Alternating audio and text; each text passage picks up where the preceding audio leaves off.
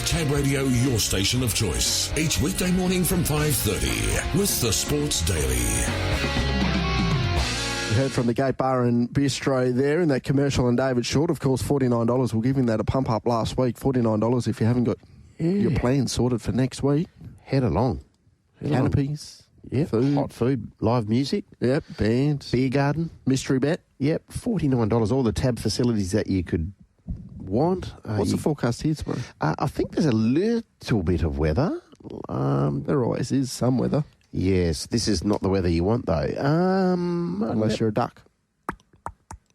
Forecast for tomorrow, showers increasing. So 29 the top, and a little bit of rain on Wednesday. So that would suggest that the rain's coming later in the day. Might be perfect. It might be perfect, but looks like the metropolitan area over the next 24 to 48 is going to get upwards of 10 mils. Should be a national holiday, shouldn't it? Just about is, isn't it? Well, it is, but officially. Well, just have it off. Yeah, but you've got to use annual leave at the moment. It'd be nice to just have it off. Get off for free. Well, we'll just wait a couple of weeks and you'll get more than two tomorrow. All our listeners can do that. No, but I'm sure bosses, sure bosses, if someone says, look, I'm not rocking up tomorrow, the boss isn't going to be all that alarmed, are they? Well, it depends what's happening, I suppose. Nah, just take it off. Take it off.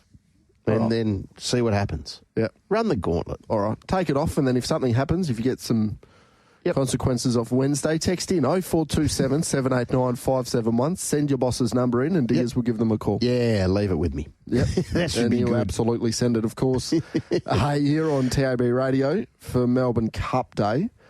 So we'll be on air from 5:30am as normal. We'll try and just do as much focused on Flemington, Ascot, Geraldton, Bunbury as physically possible. Mm-hmm. Try and find you a few winners throughout the day. Yes. Race one's at 7:45.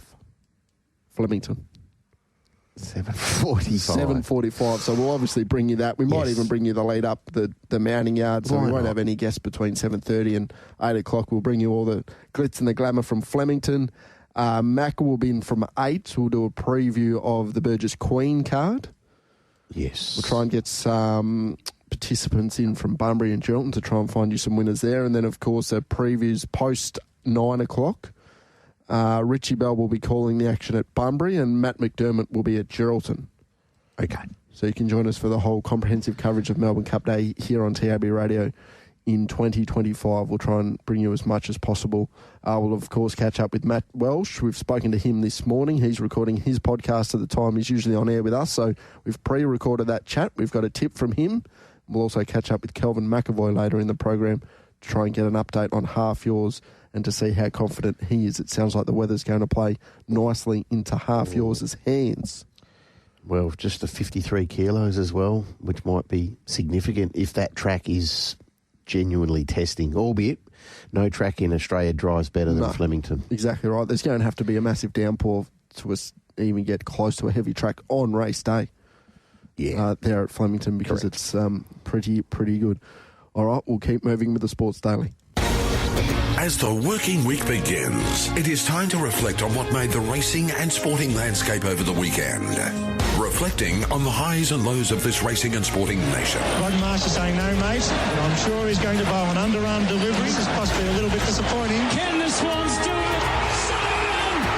Who would have thought the sequel would be just as good as the original?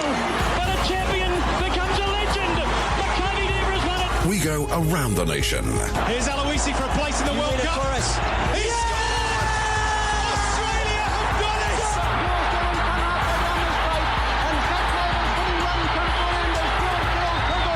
This one, candidly, might go down as one of the great final round collapses in major tournament history. All right, we'll catch up with Richard Haynes, Tom Rehn and Tony Jones, but we've been able to catch up with Nick Markham, get his head out of the form guide just for a couple of minutes to chat with us. Nick, a very good morning to you.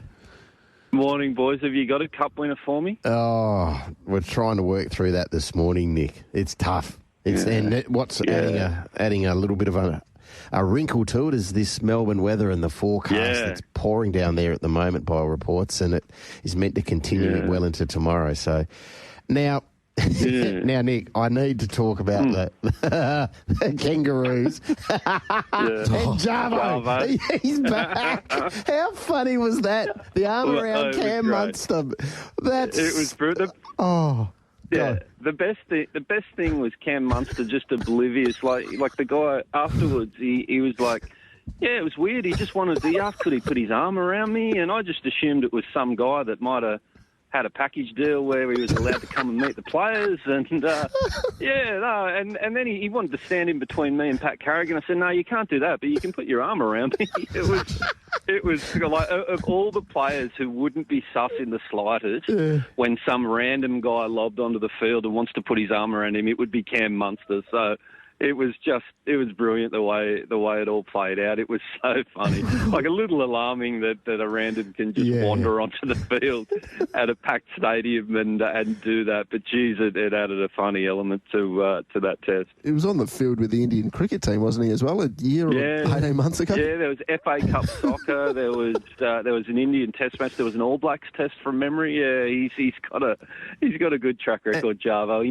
must be good at talking his way past security. No, I love it. And during the anthem, he's got the hand on the heart. But he's looking around the whole time like, where are they coming from? Where are they coming from? You see him turn around just so he can show the Jarvo written on the back of his Kangaroos jersey, just so it gets on the camera. It was very well played. It certainly didn't upset Cam Munster, who had one hell of a performance, as we've come to expect on the big stage. He was brilliant, and the Kangaroos secured the series. Yeah, they got the job done. It wasn't a game that reached any great heights. Tryless in the first half, but as you say, Cam Munster, he broke it open in the second half at 4-4. He scored a try about 10 minutes into the second half, and the Kangaroos sort of went on their merry way from there, winning 14-4 to clinch the series.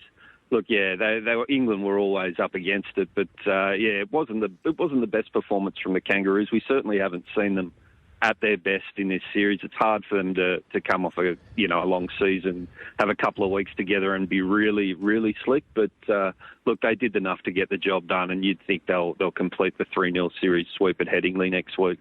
Yeah, fingers crossed they can. Of course, the Ashes squad's named this week. Are we expecting Sam Constas' name to show up there? Oh, look, there will be someone to be an opening partner for Usman Khawaja, you would think, but. Look, I can't see it being Sam Constas, quite honestly. I wouldn't be surprised if it's Matt Renshaw. I guess a lot will depend on, with the makeup of the Australian team, what they want to do with Cameron Green, whether he's able to bowl, whether they want to bat him at number 3. We know Pat Cummins had talked him up as being a long-term number 3 after the West Indies tour, even though we didn't see the best of him there. So I guess it comes down to what extent he can bowl and whether they want to bat him at 3. If not, Marnus slots in at 3, and they have an opener to go with Usman. If they want to have Cameron Green at 3, I guess Marnus is the logical choice to open with Khawaja, given what he's done so far in the domestic summer. So I think that's how it'll play out. But I wouldn't be surprised if it's maybe Matt Renshaw if they want a specialist opener to go with Usman at the top of the order there, just to be in the squad, and then we'll see how it plays out from there. Nick, we're a little bit biased over here, given we get the good fortune of opening the series with the West Test later this month. But is the appetite over there on the East Coast for Test cricket now? I know there's another couple of these T20s to go, but are we pining for some 5-day cricket? Yeah, big time. First of the England guys arrive in your neck of the woods today. And, look, it's going to be a real good build-up from here to the start of the test. And I think that's the one thing that everyone's got their eyes on right now. As you say, there's T20s going on, and that's a bit of entertainment. But I think the main game is absolutely the Ashes series, and everyone, as England players filter in over the next week or so, and the Aussie squad gets named, I think it will absolutely dominate discussion in the next fortnight, or next 3 weeks up until the start of that test. And what a series it promises to be. And didn't England's or the host of Test stars who played in those white ball games in New Zealand going really poorly add another interesting element to what we're going to see over here. It was they were all woeful, guys like Harry Brook and Joe Root and the like. So no, they certainly haven't had a great build up. No, exactly right. The Sydney Kings are able to get over the top of the Brisbane Bullets. They're going okay. Oh, yeah, only okay, too. So, yeah, that was an important one to get back after they dropped 2 in a row and had a real shocker losing to the Jack Jumpers, giving up a big final quarter lead. So, look, that was a game they had to win. They got off to an absolute flying start against the Bullets in Brisbane. Kendrick Davis, Xavier Cooks were very impressive, and they never looked like being headed. So, no, it was a good win to get back on track for the Kings, but, yeah, a lot of work to do. Okay, now the Wallabies, what did you make of that performance? Losing, I think, was it 25-7 at Twickenham? 25-7, yeah, at Twickenham. They were woeful, Diggers, for all the positivity we've had over the last couple of months with the Wallabies being competitive in a Bledisloe, doing well in the Rugby Championship, all that stuff. They were totally dominated there. An intercept try to Harry Potter was their only points, and look, afterwards, Joe Schmidt did admit as much that they did play like a team that looked very fatigued after a pretty long campaign,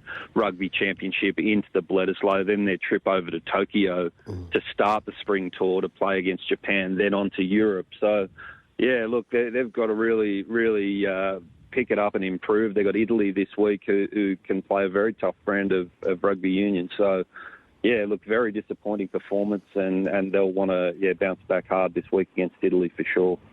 All right, so you're going to have a bet in the Cup? Oh, I didn't. I like the French horse, Presage Nocturne. It's run in the Caulfield Cup. Sort of caught my eye. It's very hard to line all the different form lines up, isn't it? But that's the horse that I was sort of gravitating to begin with. What about you boys? Any mail? I'm with the toppy, albeit the 59 kilos. Al Riffa is a steadier, no question. The barrier wasn't great, but Mark Zara aboard. There's a sense of timing about this horse. He's a 3-time Group 1 winner, so that's the way I've sided up. He's currently $9 with Tab Touch. Yes, he is. Favourite at $9 with half yours at $9. I like Valiant King. Go all the way down to the bottom. $20 at $9. Yeah, okay, interesting. No, it shapes as a very open and a good edition of the Cup, doesn't it? Yep, very much so. Hopefully all horses and jockeys get around safely and we don't have any chatter from the activists. That will be the most important thing, I think, on the day. Yeah. Now, Nick, enjoy it. Great to have a chat again this morning, mate. We'll do it again next Monday. Cheers, boys. Have a good one. See you later. There's Nick Markham from Channel 7 in Sydney. What's the first Melbourne Cup that springs to mind when you think about the Melbourne Cup? Oh, Gurner's Lane. Gurner's Lane, not Mackay Diva? No. Oh. Gurner's Lane, was it 82? Well, yeah. I'm going to check, TC. I thought it was 1982, Gurner's Lane, because I remember 1982, yeah. But I remember I was at school and we listened to the Melbourne Cup. So what was that? I'll give my age away here, 9. Yes. At primary school, and we listened to the Cup, and that's the first sort of first memory. Stop doing that. Do they not do it anymore? I don't think so. Really? I did not know. I honestly didn't know that they didn't. I think it's more common that they don't watch the Melbourne Cup than do watch it. Is that right? Yeah, I used to kick up a real stink. Did you? Well, I've seen you kick up a stink. I can imagine you would have been a terrible child at school. Yeah. And then get home, Dad was disgusted. Oh, did you see? No, I didn't see anything. Don't poke the bear, man. You muppet. Didn't act up in that class. Give you the tip. All right, Richard Haynes joins us from Sydney. Rich, how are you going?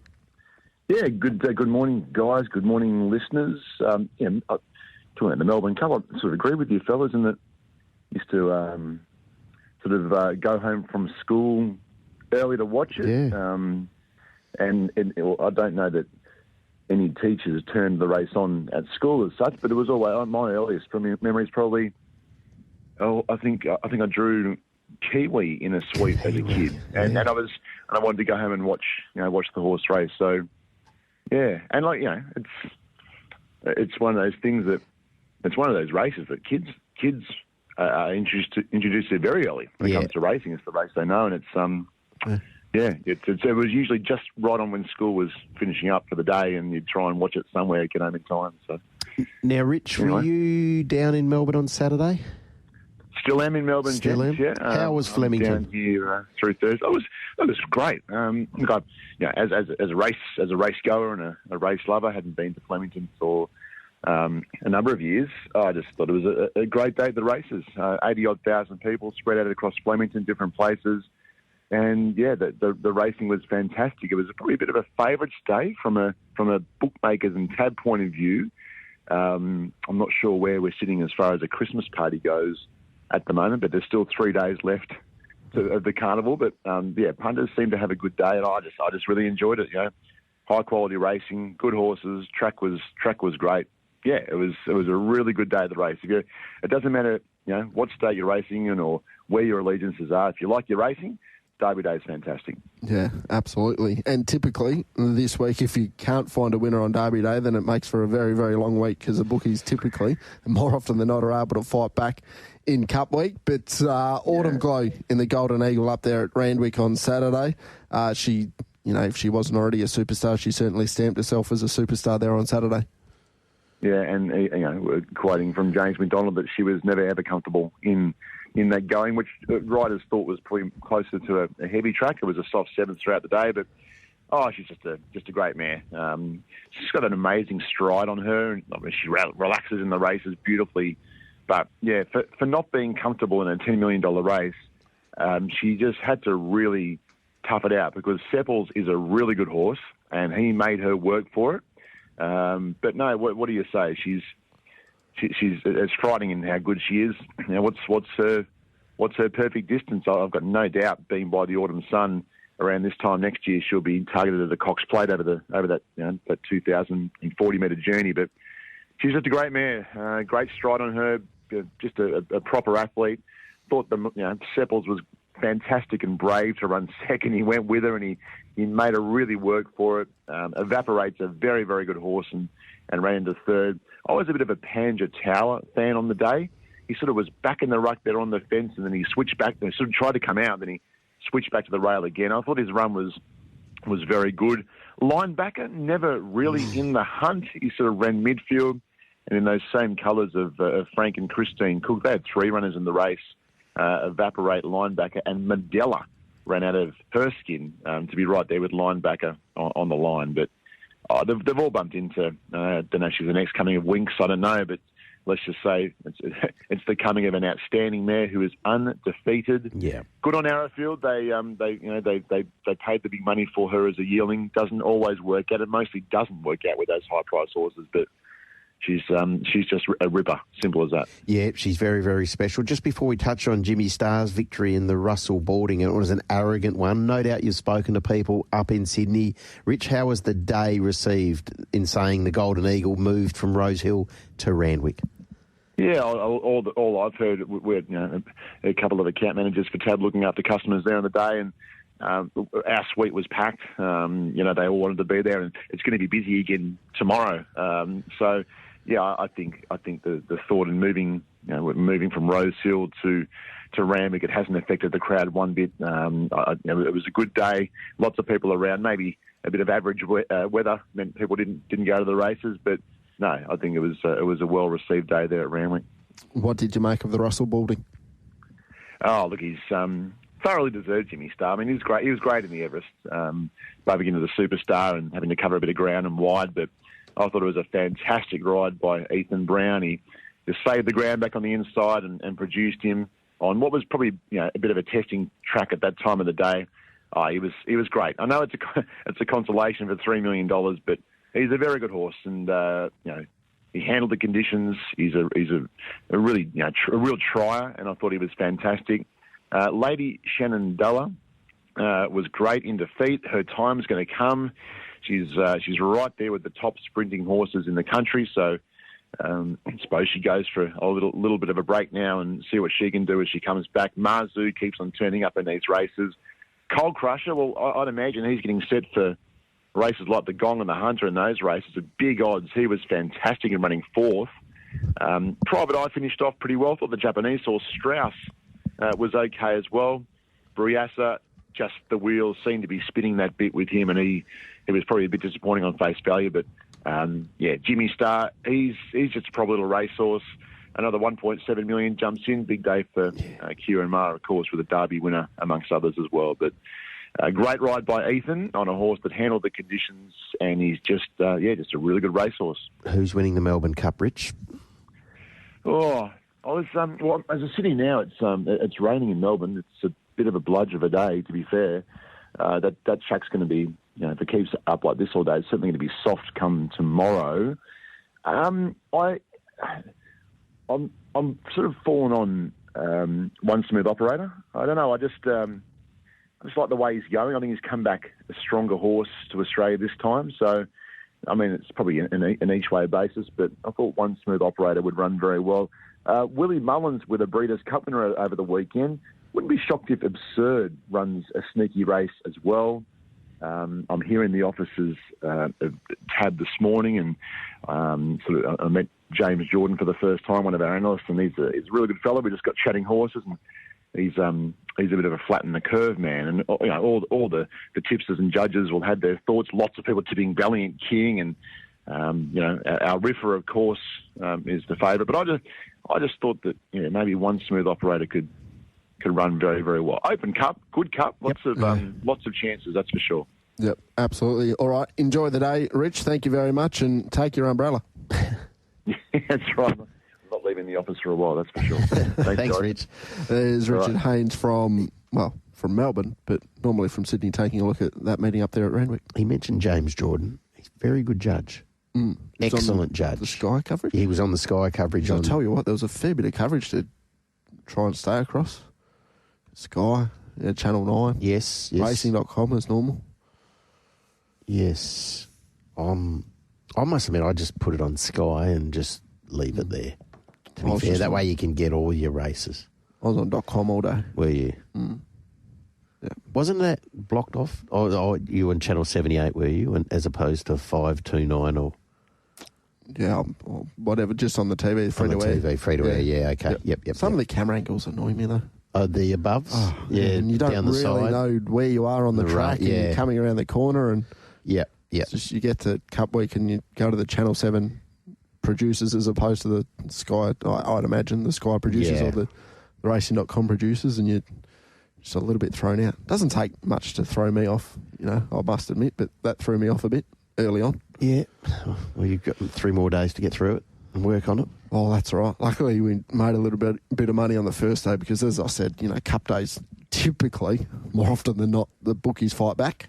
Yeah, well, the forecast, they'll be loving this forecast and the rain that's falling at the moment because it adds a little element of the unknown, doesn't it, when you get this inclement weather that Melbourne are experiencing. So, Champions Day, you can fight back a little bit. Some of the big dogs getting back. Regardless of what happens tomorrow, I dare say the punters will still have their nose in front halfway through this carnival because they had a fill-up on Saturday, which was terrific to see. And it wasn't just in Melbourne because you had Autumn Glow, who was the odds-on favourite, winning the Golden Eagle. You had Woot and Verney, who was heavily supported as well. That one for J-Mac and Chris as well. So, north and south of the border, the punters were well and truly on top. Shout out to Nick Ashman too, who forecasted a couple of weeks ago, to be fair, that we'd get up Melbourne Cup Day on the right foot with Panova. Tipped that horse nice and early. He did, and it was a good win, wasn't it? And we talk about trainers, and they identify races for their horses where they've had success previously, and certainly Chris Waller has had success in that race. I think Aliana might have been Fangirl, and he goes there with this daughter of trapeze artist, if I'm not mistaken, Panova. Goes there, gets the job done, kicks off the carnival the right way for him. Absolutely. And then Caballas was a good winner too. I'm not too sure if we'd see him in Perth. Well, I don't know. But we did speak to Tommy Berry on Friday in the Hour of Power. He said, no, he's the best of mine. He's the best of mine. Started tomorrow. The day pretty well. Yeah, and he was bang on. So a lot of good judges found Caballas as well. On the Sports Daily, the Shayne train's coming into the station. Here's Shayne Williams with his winners for tonight's WA Greyhound Racing. Good morning to you, Shayne. Good morning, boys. How are we today? Yeah, very well. Great to have a chat to you, Shayne. Yeah, it's very good to hear your voice too, Dick. Well, he's down south golfing. Oh, is he? He's on his annual bender. He's mixed up with a bit of golf. Oh, he's How's the golf going? Have you played? Yeah, it's not too bad. We've got our noses in front. To be honest, I thought we might have been a little further in front. Yeah. 6.5 plays 4.5. So. Oh, right, a cup style. Yeah. Oh, there's money. Yeah, right, a cup style. Yeah, tell TC the teams. Tell TC the teams. He missed it on Friday. Yeah, so we're Team Europe, and it's me, Jamie Marsh, Tim Mulaney and Damien Credelli, and we're up against America. This is led by Captain America, Greg Horn. Who else have they got? Cody Charles, who hit him out of the skin yesterday. He had to dust off the cobwebs off his clubs, and he hit him not too bad yesterday. Also got the Chili Man, Ryan Fox, and Steve Vanderklaas. So yeah, they're hanging in there by the skin of their teeth. Did you play Dunsborough Lakes yesterday? Yeah, we did. Yeah, we did yesterday, and at Margaret River today. I never played Margaret River, so that'll be interesting. I've heard it's a nice course, Margaret River. Yeah, we'll find out today. It might have a few divots. A few divots in it after today, I'd say. Sure it will. When do you head home? I think we're heading home either Wednesday morning or Tuesday night. So we normally just have a good day, cup day, and so fair enough. But good times. First visit to Margaret River. It's not a bad spot here. No, indeed, it is very nice. Right, let's get. How good was that Tantaurus on Saturday, boys? Oh yeah, he won like a proper colt, didn't he? Yeah, quick. A freak or what? Well, I think we reserve judgment on whether he's a freak or not until he goes up against the older boys and girls on Saturday. Is he backing up? He is. Yeah? Yep. Oh, good. Jeez, you're excited, more money for me. He's a very nice colt. He quickened up, didn't he? Like proper. Yeah. So it was the red light was that Mooney Valley run, the one before as well. That's what got me. So no, he's a good one. Well, that'll be interesting Saturday. Yeah, it will be. Now, before that though, we need to get your selections, please. Yeah, so we're back to Mandurah tonight, boys. So Northam's finished up for the season, and we're reverting back to a night meeting. So no day meeting today. Northam tonight, this evening, 6:14, the first race, and I'm going to kick it off race 5, number 3, Flood Warning. Winner 2 of last 3, running very quick times on both of them occasions. Drops back to the 400-metre trip tonight. Not a great deal of speed in this race, so I thought he could be handy, and we know he's been stronger and won over that 488, so he'd be very strong late. So I think he'll go close with a bit of luck. Race 5, number 3. Flood Warning at $1.95 tab touch. That market up. Well, where do we go next? Yeah, 7-7 Security Spot. He's attempting to beat the Grader here, boys. He won on Wednesday night up in town. He did have box 1 on that occasion, but he ran really quick time, 21.69. Moves out to box 7, which is not ideal, but I think this looks a bit easier than what it was on Wednesday. So I think he can go back-to-back, race 7, number 7. Okay, and where do we go after that? Yeah, race 8, number 6, Miss Money. She was very good last week in defeat when runner-up in 17.16. Went quick early, only to be grabbed very late. And again, I think she can roll forward, set the tempo, and has a great record at the track and trip. Very hard to beat. Miss Money to finish us off, gentlemen. All right, the best of those, please. I think Security Spot will lock that in for Enzo Credelli. Race 7, number 7. Thank you, Shayne. Enjoy the golf today at Margaret River, and we'll chat again tomorrow morning. Sounds good, boys. Cup day. Cup fever's hit. Yes. Booked in. Yes, we will. Enjoy. Go well. See you, boys. All right, there's Shayne Williams from Sounded Like a Toilet Somewhere. Margaret River, great course. He will enjoy it. Someone's texted in. Okay. Dunsborough Lake's a good track. Yes. It's a good course. Yeah, a lot of water. A lot of water down there. But, it's stood the test of time, that course. It's been there for a fair few years now. Good finishing stretch. Yeah, it is 17, 18 and 16, I think. 16, those two long. Is that a par 3? Par 3, yeah. No, it's a nice track, Dunsborough Lakes. So, update in this big AFC battle between the Kansas City Chiefs and Buffalo. 1:30 to go in the first half. Buffalo at home lead 21-10. Josh Allen, 15 of 17, 1 TD for 176 yards. Patrick Mahomes, 4 of 10 for only 57 yards. All right, James Cook's had 11 rushes as well for 64 yards, so they're just moving the ball at will at the moment. That they are. The Buffalo Bills, they can do that when they're at their top. A couple of other games going on as well. Half-time between the Rams and the Saints. The Rams should be heavily favoured in this game, and they're up 20-10 at the moment. And Raiders, they play in Vegas, don't they? Under the roof. They do, yeah. We've started the third quarter at 6-3. The Raiders are beating the Jaguars, not setting the place on fire at the moment there. What's going on with the Raiders? Nowhere. They're 2-5. They're just... You've got Geno Smith as your quarterback, and all due respect to Geno. Well, they haven't had a franchise quarterback, as they like to use the term, for quite a while, the Raiders, to be fair. No, that's exactly right. And to be fair, if you haven't got an accomplished signal caller, you're in all sorts, aren't you? Really? Yeah. You just are. Yep. And... Yeah, until they enter that space where they have a really reliable quarterback, the Raiders, they are going to be middle of the road or worse. Yep, absolutely right. All right, another man that I imagine will be having a little bit of a flutter on tomorrow, the Melbourne Cup. Tommy Rehn joins us from Adelaide. Tommy, how are you going? Hello, boys. Hope you had a great weekend. Yes, absolutely. Got to be tough, though, isn't it, fellas, with the weather? And speaking of that, we're getting some over here, but, gee, it's always a great day, but... it's a hard day punting-wise, isn't it? Yeah, it is, but hopefully you got some out of Saturday, Tommy, because there were some very, very good winners there at on Derby Day at Flemington. There were, weren't they? And, look, it was probably a bad day to be a bookie. A lot of favourites got up, so, there were some good wins on the weekend, weren't they? It's such a great time of the year, racing-wise. It's the best time of the year, isn't it? So...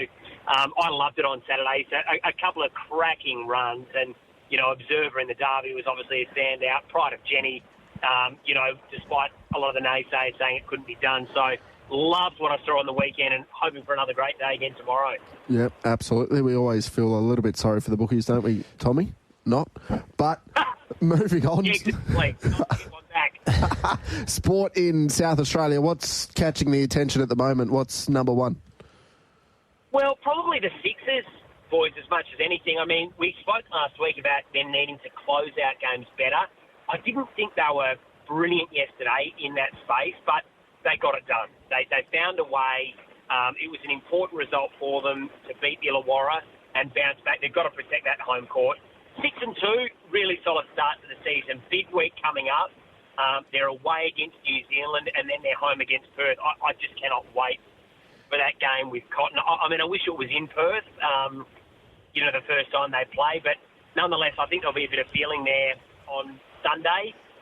So a couple of big games, coming up this weekend, and we'll learn a little bit more about them. But sitting in third spot, there's a little bit of daylight between the top three sides, which are United, South East Melbourne, Adelaide, and then the rest. So if they can win both of those games, there's an opportunity to sort of further cement that. Where are they at in regards to the import, and are they likely to pull the lever there anytime soon?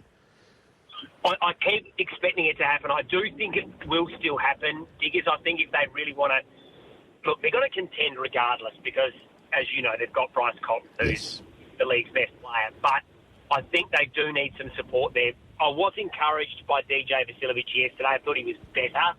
I still think he's got some work to go to get back to what we know he can be. But, yeah, I think it still will happen, Diggers.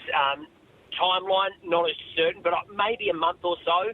I do think they're just sort of biding their time, waiting to see what they specifically need. But I do think they'll look to lock someone away because, they've sort of gone chips in. And if you're going to go all the way in, you might as well, commit the whole pot. So I think they will get an import, hopefully in the next month or so.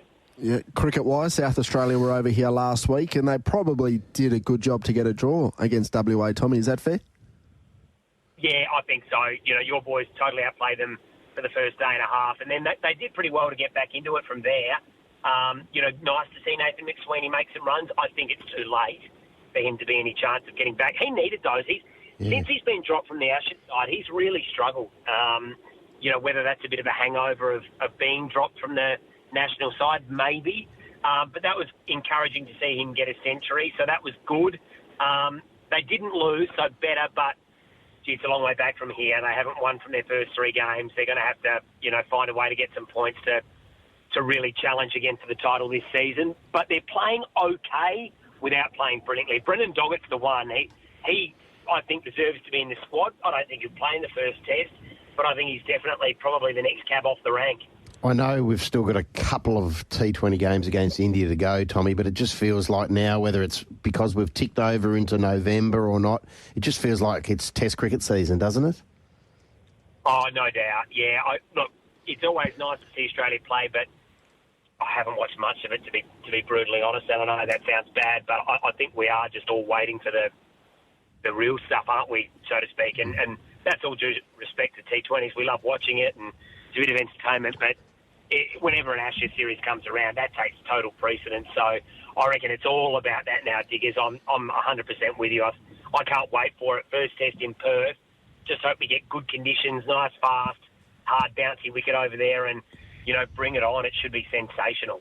Have you had a look at the Melbourne Cup yet? A little bit of a look. I think it's going to be hard, given the weather, Taylor. I think that makes things a lot trickier to work out who's going to take it out. But I'm really excited. Jamie Mellum on board as well. Bit of a South Aussie connection there.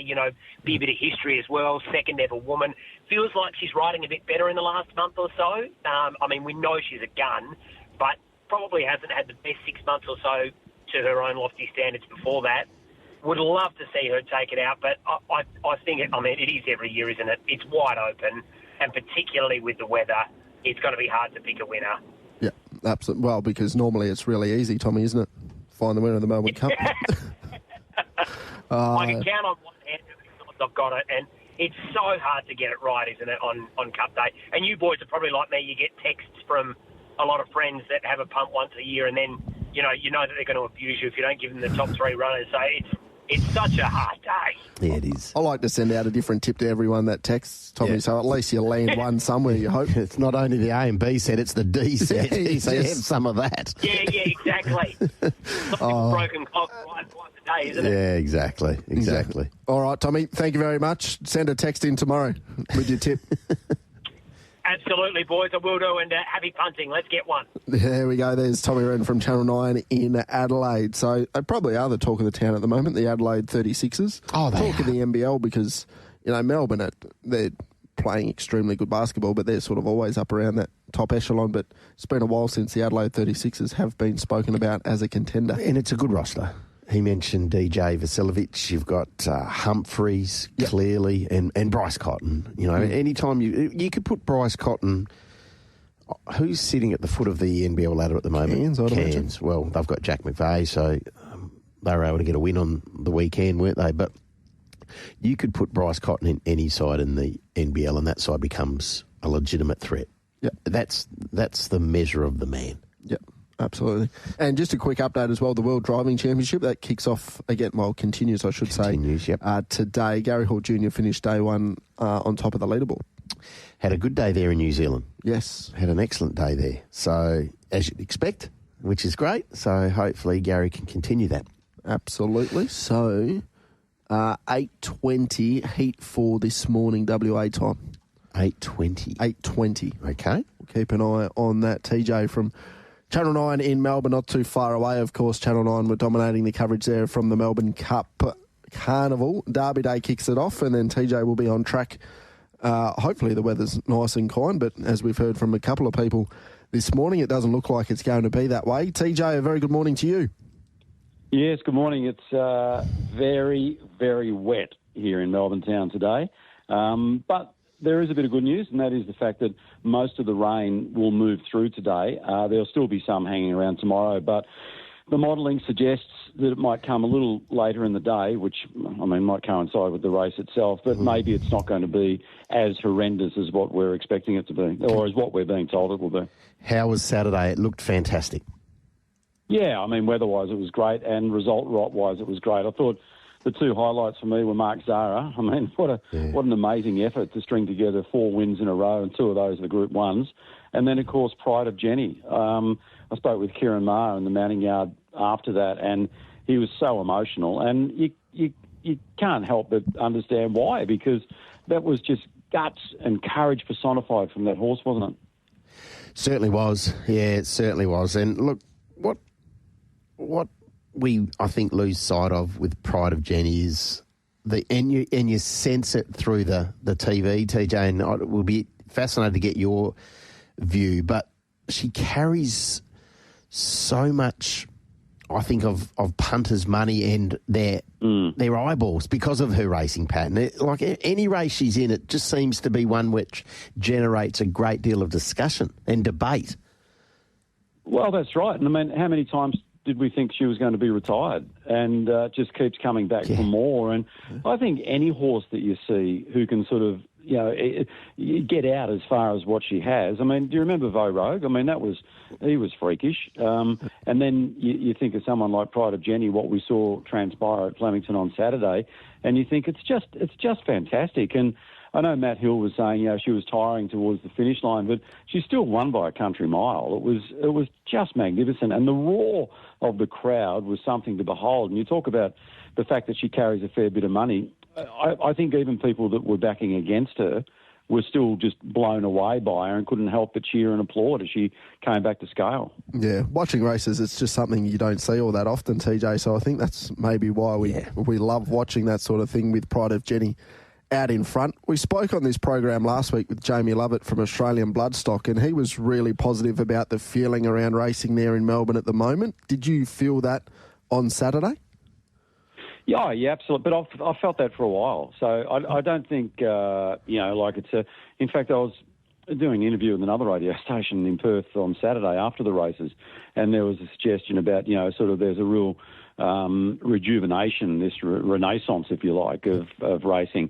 But I don't think it's coming off such a low base. I think, after COVID, it took a long time to sort of get the confidence back to go out to big events. But I don't know what the crowd was on Saturday, but it felt every bit of the 85,000 that they were expecting.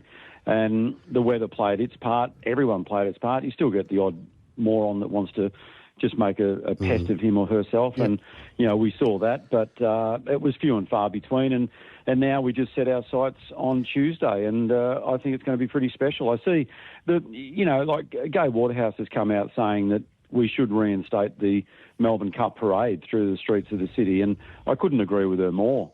It's just beggars belief why we let that go. Obviously, COVID again had something to do with that, but the grand final parade's back with a vengeance. That was a no-brainer, and I think that we should have the grand final of the Melbourne Cup parade back through the streets. I mean, without getting too political, we have protests every weekend in this bloody city. We don't seem to sort of bat an eyelid with that. It's just something that we do. But then when there's something that we want to celebrate, there seems to be a real reluctance about it, and I don't get it. There's a small function at Crown at 5 o'clock this afternoon. Well, okay, that's great, but, not everyone has an opportunity to go to that. So I think they really need... Kylie Rogers is the head of the VRC and is a forward thinker and an innovator. Brought Fashions field back to the main lawn area, which I think was a hit. She's created this family area, particularly for kids, with a mini carousel and the like up the back of the course where Fashions in the field used to be. So I think that's got to be her next port of call, is to bring back the parade. All right, there was 86,112 people at Flemington on Saturday. And I reckon I said hello to all of them. Oh, you're a man of the people. Now, what's in store for the coverage tomorrow, TJ? Anything that we aren't aware of, or something that might be a little deviation from the norm? No, I think it's just business as usual. They'll, I think. I don't get to watch it because I'm there, but from what I hear in my ear, I think we get the mix right. You don't miss a thing in the mounting yard.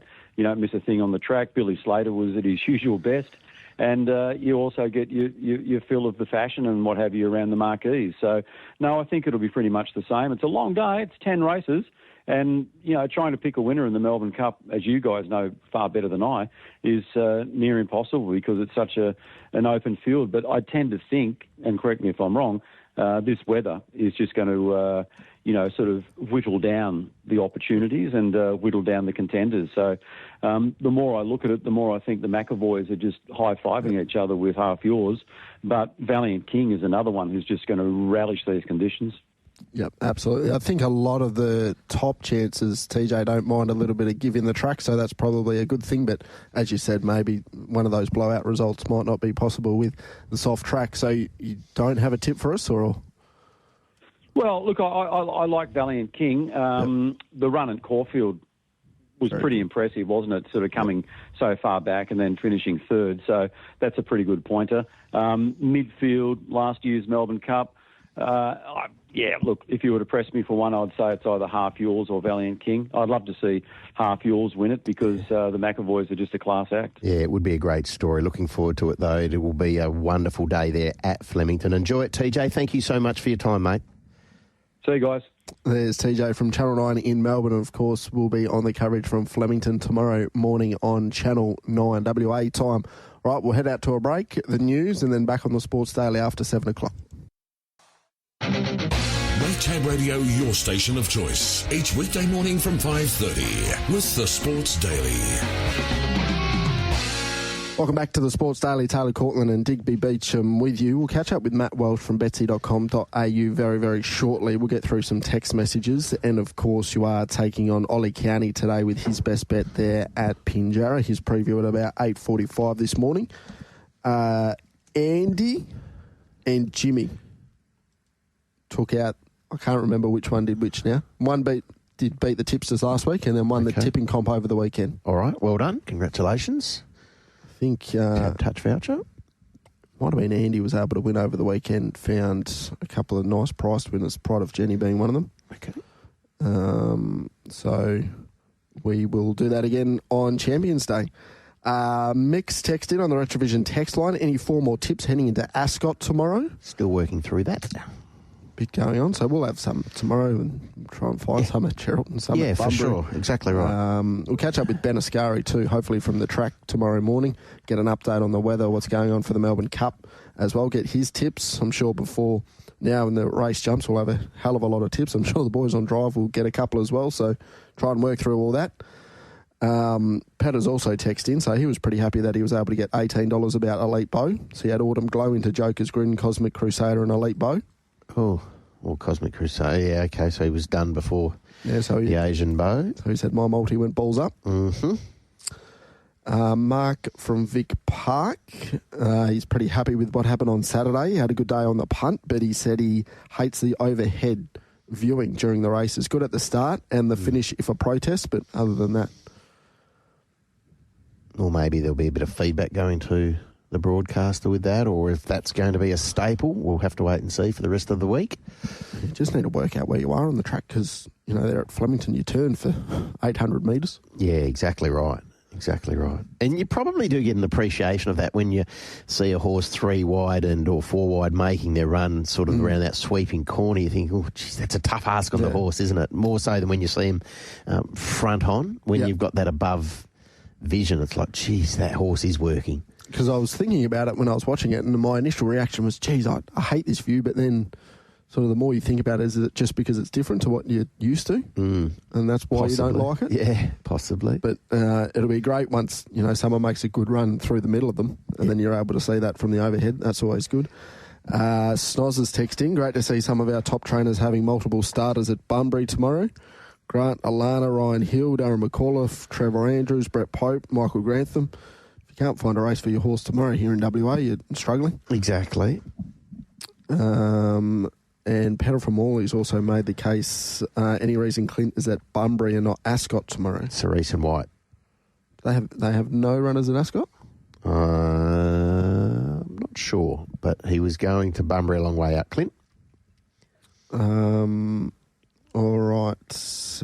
If you have any passes for Ascot tomorrow, I'll happily take them. That's from Adam, unfortunately. Not at this stage. $45 to get into Ascot tomorrow. And River of Stars to win the Cup. River of Stars, okay. Good push there. Who do you like, TC? You a Valiant King? I'm Valiant King, yeah. Right down the bottom? One smooth operator, but... Weather? It's a worry. He's a massive drifter, 15 out to $31. Yeah. And I think Brian Ellison said this morning, he said, what can you do? No. Just have to hope that it's not too wet. Yeah, he said, it is what it is. He said, so we'll see. But if the worst of this weather goes through and we are on a 4 or at worst a 5, well, they might come for him again. Yep, absolutely. And as we said, if it's not raining on race day, which TJ sort of maybe said later in the day, later in the program it might be wet, but if you don't get too much rain and there's enough time between when the showers stop and the first race is on, that track there at Flemington drains really, really well. So, I mean, if you still have a fair bit of rain, but you get back to a good 4, you're not really surprised. Greg L, nice to see my Eagles in the finals again. Been a while. Yes. And Rick from Rossmoyne. Joker's grin aside, potentially the best horse going forward from Ascot on Saturday. Luana Miss, or am I getting carried away? Oh, no, she was good. She had that beautiful flow run, didn't she, into that race on Saturday. And the turn of foot was awesome. Turn of foot's awesome. We've seen it previously. She was desperately unlucky in that 3-year-old classic, and she went there and made amends on the weekend. So congratulations to Trevor and Sean and Connections. A lot of good people in that horse. She's one to follow. I wouldn't be dropping off Cosmic Crusader. Now, how he gets to a railway, whether he can still win a railway should he get there, that's a question and a debate that will be had, I dare say, around many a water cooler at work. But I think he's still a very, very good horse, and he'll take enormous benefit from that hit out on the weekend. Absolutely. We'll dive a little bit deeper into the results there at Ascot and take a look at the futures markets just after 7:30. We'll also catch up with William Pike, but now it's time to chat a little bit of Flemington. Time now on the Sports Daily to catch up with Matt Welsh from betsy.com.au. Chat everything Flemington. Matt, a very good morning to you. Yeah, good to be with you. What a wonderful day one of the carnival, Matt. Good morning. Yeah, it was fabulous, and good morning to you guys. And weather was outstanding. The weather gods certainly looked after the VRC on Saturday. Not sure that's quite going to be the case on Tuesday, but being on course, it was a great atmosphere, wonderful crowd. And, a few of those favourites, particularly at the back end of the day, a huge sort of 85,000 or so person crowd absolutely roared those favourites home. So I think it was a great day for the sport, and it was certainly a good day to be on track. Are we ready to anoint it Coolmore Stud Stakes Day yet, or is it still Victoria Derby Day? I'm a big fan of the Coolmore Stud Stakes, and I think it was certainly the feature on Saturday. A wonderful performance from Tentyrus. I think he's going to back up this Saturday in the VRC sprint against the older horses. He's a ripping sprinter. The way he so quickly picked off the ground from the tail of the field through the sort of mid-stages of the race, and all of a sudden he was there and the race was put to bed, was so impressive. They've run fast time here. 1:08.1's good time for the 1,200 metres. It's going to be fascinating to see how he measures up against the older horses next Saturday, but he is a really, really good winner of the race. John McArdle's done a fabulous job with My Gladiola, the grey filly who ran second. She's just a ripper. And good to see Robbie Griffiths get a Group 1 placing with Legacy Bound, really nicely bred horse who ran very well. But, the winner, he could be next level, Tentyrus. I think he's just a beauty. The market was all over him. In fact, the market had a really good day, it must be said. Punters finished on top after day one, but they certainly zeroed around this bloke, didn't they, Tentyrus, Matt? They really did. I mean, I think he was sort of $3.84 at one stage of betting, and he was backed all the way into $2.90. Mark Zahra had a brilliant day out. This was one of his 4 winners on the day. And, punters, I think, got it spot on largely right across the day. By the same token, that the original favourite or equal favourite in the race, Bivark, didn't drift too much. He sort of held his price around that 380 mark. But, punters got it absolutely bang on with Tentyrus. I think starting price 290. I think might have even been sort of 245, 250 on the world pool. So, those bigger tote players certainly loaded up on him and got it bang on. How great for racing is it when Pride of Jenny gets out in front and continues to run like she did in the Empire Rose to take that Group 1 out? Just terrific. It absolutely lit up Flemington, that performance. I think she's one of the sort of fan favourites across Australia, and it's great to see Declan Bates back in the saddle after he was booted off her, a few runs back.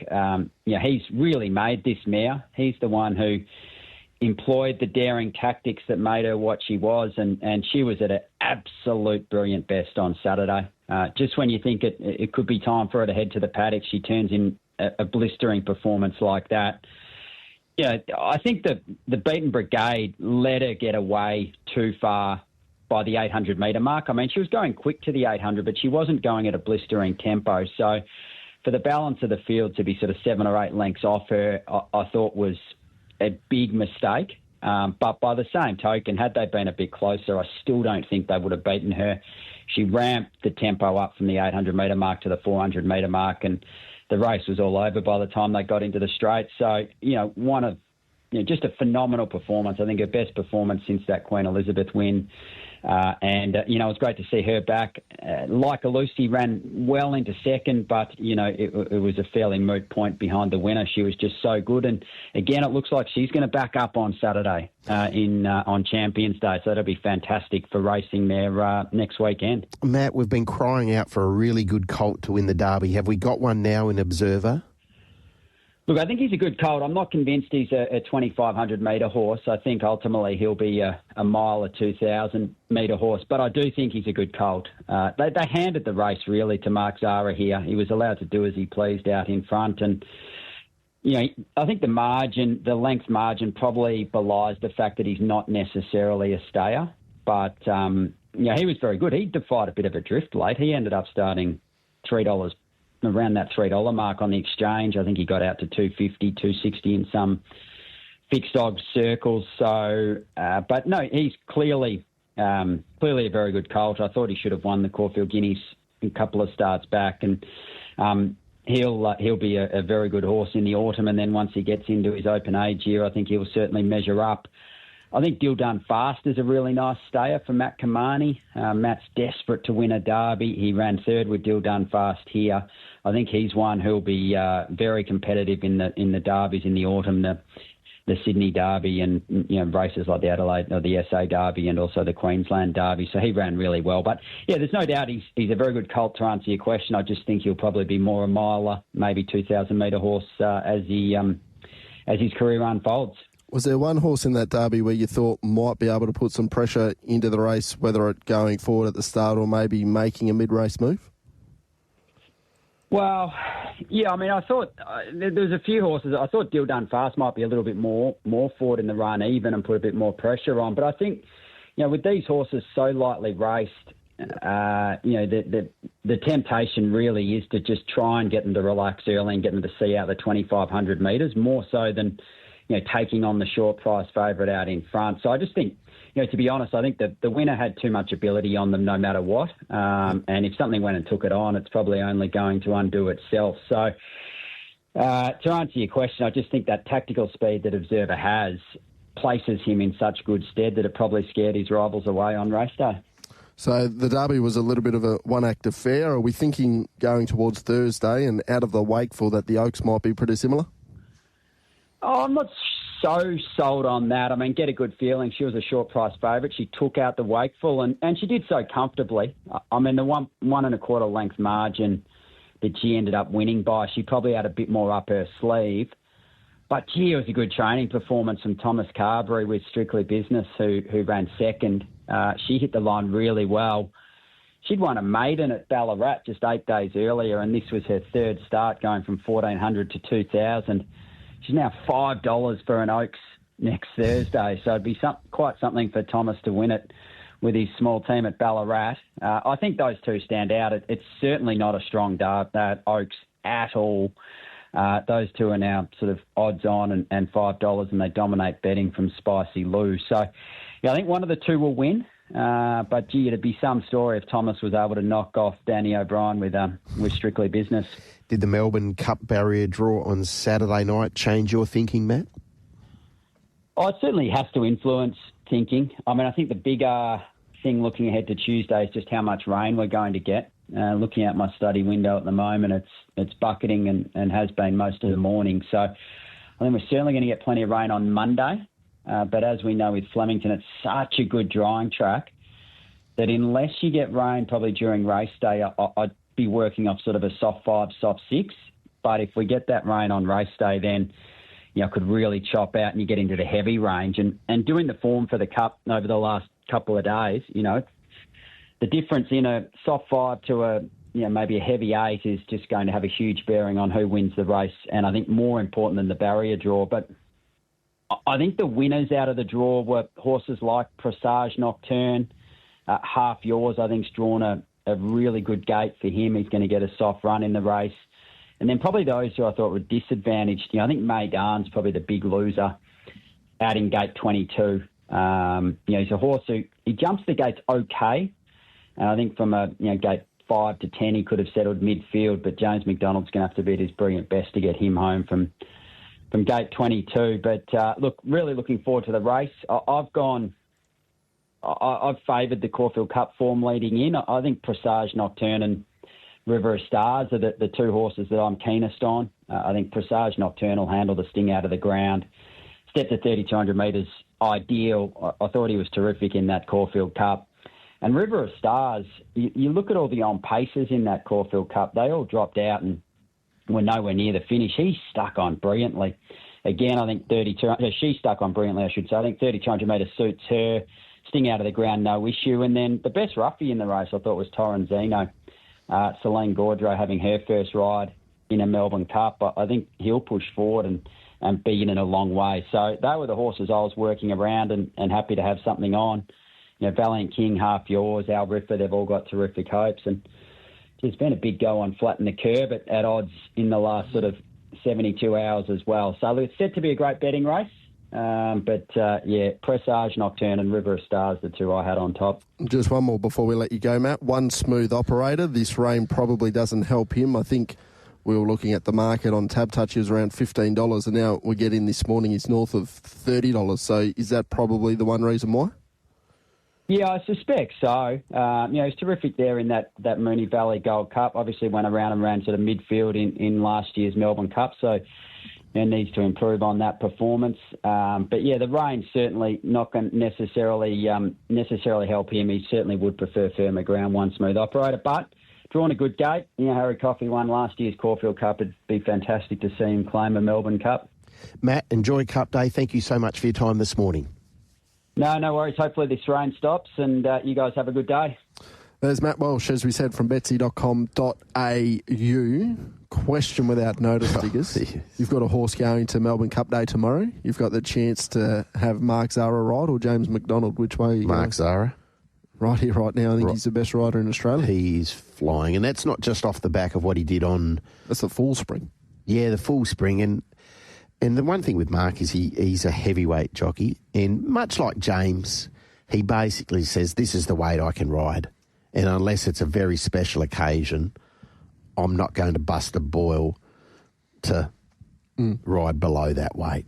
Now, he rides a bit heavier than what James does, but they just have a wonderful knack, and they're very comfortable with their model. When I say their model, about who you ride for, what work you do, like it was really intriguing to hear Mark recently after a 2-year-old of Team Haynes, Lindsay Park's 2-year-old that won a race. I don't know which one it was. It might have been, I'm not sure of the horse.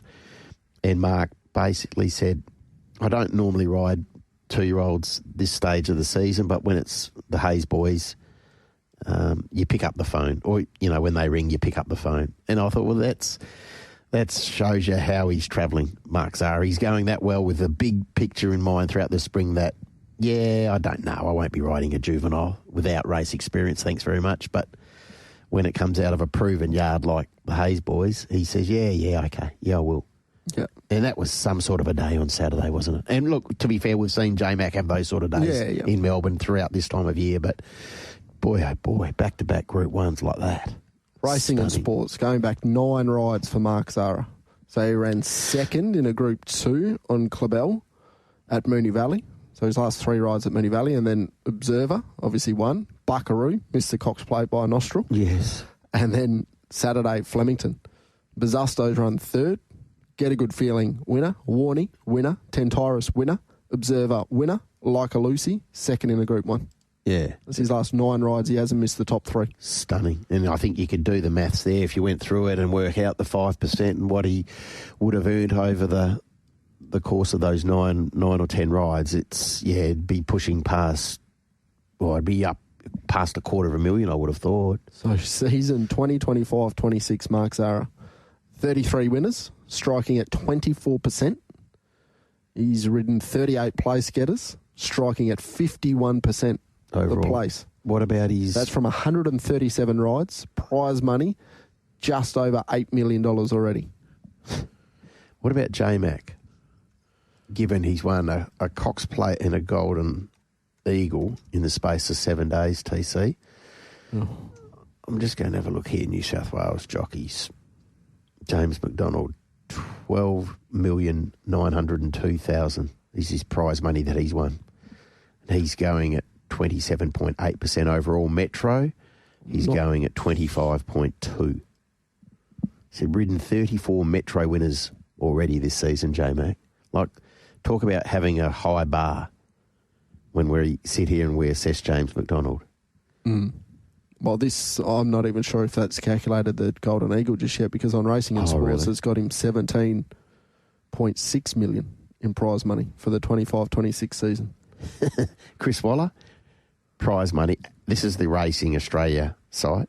He's had 66 winners for the season. Prize money, 22.8 million already. Frightening, isn't it? What do you do with it? Frightening. Yeah, exactly right. Exactly right. All right. The Melbourne Cup market with Tab Touch at the moment, it's been a little bit fluctuating this morning. $8.50 the favourite, half yours. $9 about Al Riffer and Valiant King. $9.50 about Presage Nocturne. There just continues to be a building of momentum for that horse. Yes. Everyone you speak to is pretty keen on Presage Nocturne. $10 about Buckaroo, and the mover probably maybe just before the barrier draw, or certainly since the barrier draw, Flatten the Curve has come into $18. I don't know too much about the German jockey Thor Hammer Hansen, other than his name's awesome. But we speak about it, and I think we mentioned it last week, that these riders that probably haven't ridden in the Melbourne Cup or haven't even ridden at Flemington before, personally I find it hard to jump into.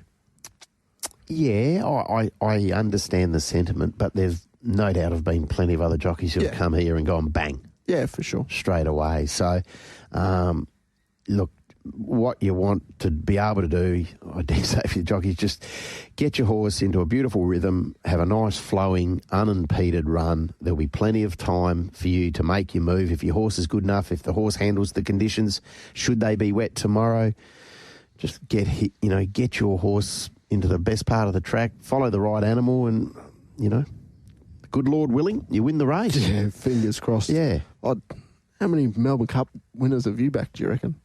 Oh. Green Moon. Green Moon. That was Brett Preble, wasn't it? Yeah. I reckon. Not many. No. I'm just thinking whether... it wouldn't be many, TC, no. The fact that I mentioned Green Moon ahead of any other horse probably tells you the last time I did. I'm not even sure since I've been 18 I've backed a cup winner, to be honest. Backed a couple, when you didn't know much and Dad used to put the old $2 on a horse. Ethereal, yes. Media Puzzle. Oh, yeah, what a day that was. I reckon that might be... Well, you asked the question, what's your first... is Mackay Diva your first recollection of a cup? Yeah, and then Americane for me, that was the first Melbourne Cup I've seen. Yep. And also I love the win of Cross Counter as well for some reason, that always... Karen McAvoy? Yeah, it came from miles off him. That was the Northern Hemisphere 3-year-old, all of that sort of thing? Yeah, okay, yeah. All right, anyway, have your say. 0427 789 571 on the Retrovision text line. We'll catch up with William Pike on the other side of an update from the roads. Make Tab Radio your station of choice. Each weekday morning from 5:30 with the Sports Daily. Catch up with William Pike here on the Sports Daily very, very shortly. Retrovision text line. I'm not sure if you can help us, Diggers, here, but someone's texting, where can you find the replays of all these international runners? I was struggling last night Googling it. That's a very good question. Is it on racing.com? I think you need to sign in. Correct me if I'm wrong. They have all the replays internationally? Oh, maybe they do. I'll have a look. I'll find that out and let that listener know. I thought you might be able to. Benny from Bunbury. Delta Blues and Americane, the only two since I've been betting. 25-odd years. Buckaroo this year, lads. Cheers. Buckaroo. There's a bit of groundswell for Buckaroo, isn't there? Yeah. Not for me. No, not for me, but we'll have to wait and see.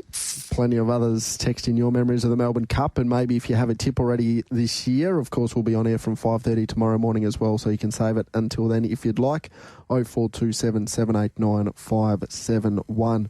But our next guest on the Sports Daily had a very good day there at Ascot on Saturday. William Pike joins us. Willie, good morning to you. Good morning, guys.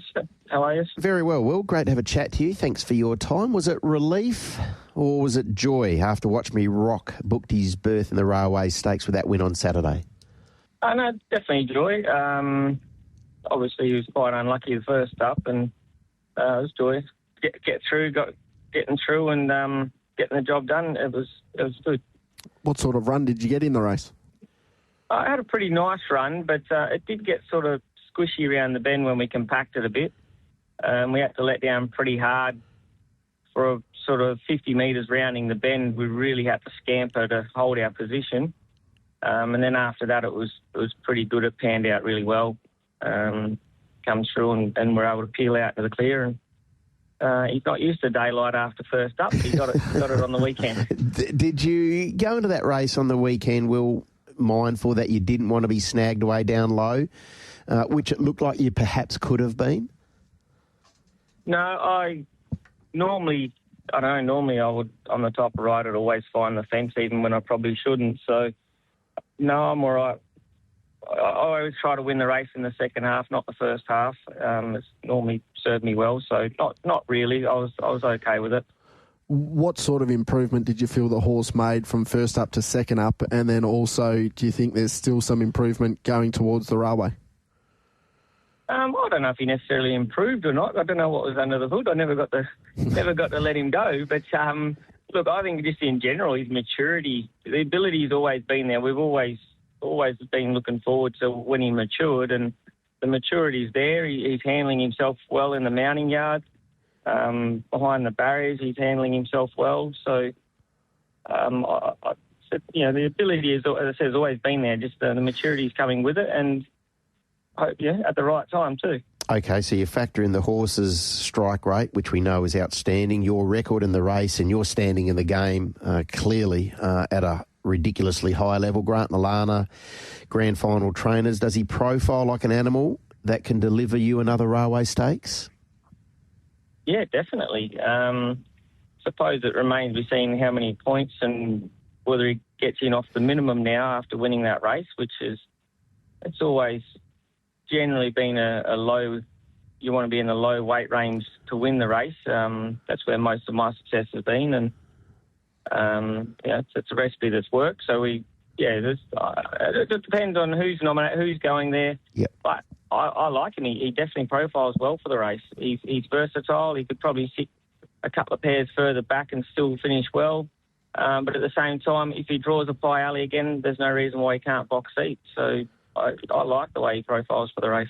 You touched on a little bit earlier how much of an opinion you've had of the horse from an early age with him. Has he always been to this level, do you think, or the maturity that you mentioned while he's come along in his racing career, he's just lifted to this railway stakes level? This is always where we'd hoped we'd be, but no one ever, I think, walked out and earmarked him as going to go try and win a railway all that early. But the whole way through his career, he's always just kept taking every step, and whilst taking the next step, always felt like he had another step to take. And so not surprised to be a live chance in the railway and other races, but I don't think he was an out of the box where everyone was doing backflips and cartwheels saying we've got one. Will, were you impressed by the return of Oscar's Fortune? Yeah, I was. I thought he'd do quite well because there's very much a lot of unknown what we're going to get. I thought he did really well, and obviously behind probably one of the jokers is probably the best horse in the state at the moment, I'd say. He's still on the up, and I know we didn't exactly scare him, but I feel like if I could have got through a little bit earlier with a little more momentum, I might have just scared him a little. How was that race run? Because I know you ended up on the back of the leader. I was happy to take the shit on Snowdome. I thought he'd get me right into the straight, but it didn't quite pan out that way. Oscars can travel quite strong, so I got a nice run. I was in the box seat, but I just didn't get to transition into the straight very well. We probably didn't have a lot of momentum, but I dare say Jokers was probably winning anyway, but I would have just liked to have slowed into the straight a bit more to see if he could run right through the line and see what was really there. Did you expect to see more from Elite Bow and the Placid Arc Prelude on Saturday, Willie? Yeah, I did, but that was also partly my fault. I thought there was going to be a lot more pressure in the race, so I gave him a bit of a rub early and fired him up. It was, I really got that one wrong. I thought there was going to be a lot more pressure. Gave him a rub, and he got on the bridle. I didn't know he was capable of getting on the bridle that hard, so I wouldn't be waking him up again out of the barriers. Do you think he can still win a Placid Arc?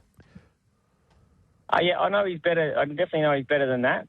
But look, it's just the pressure of those races is a lot, and just being a colt and things like that.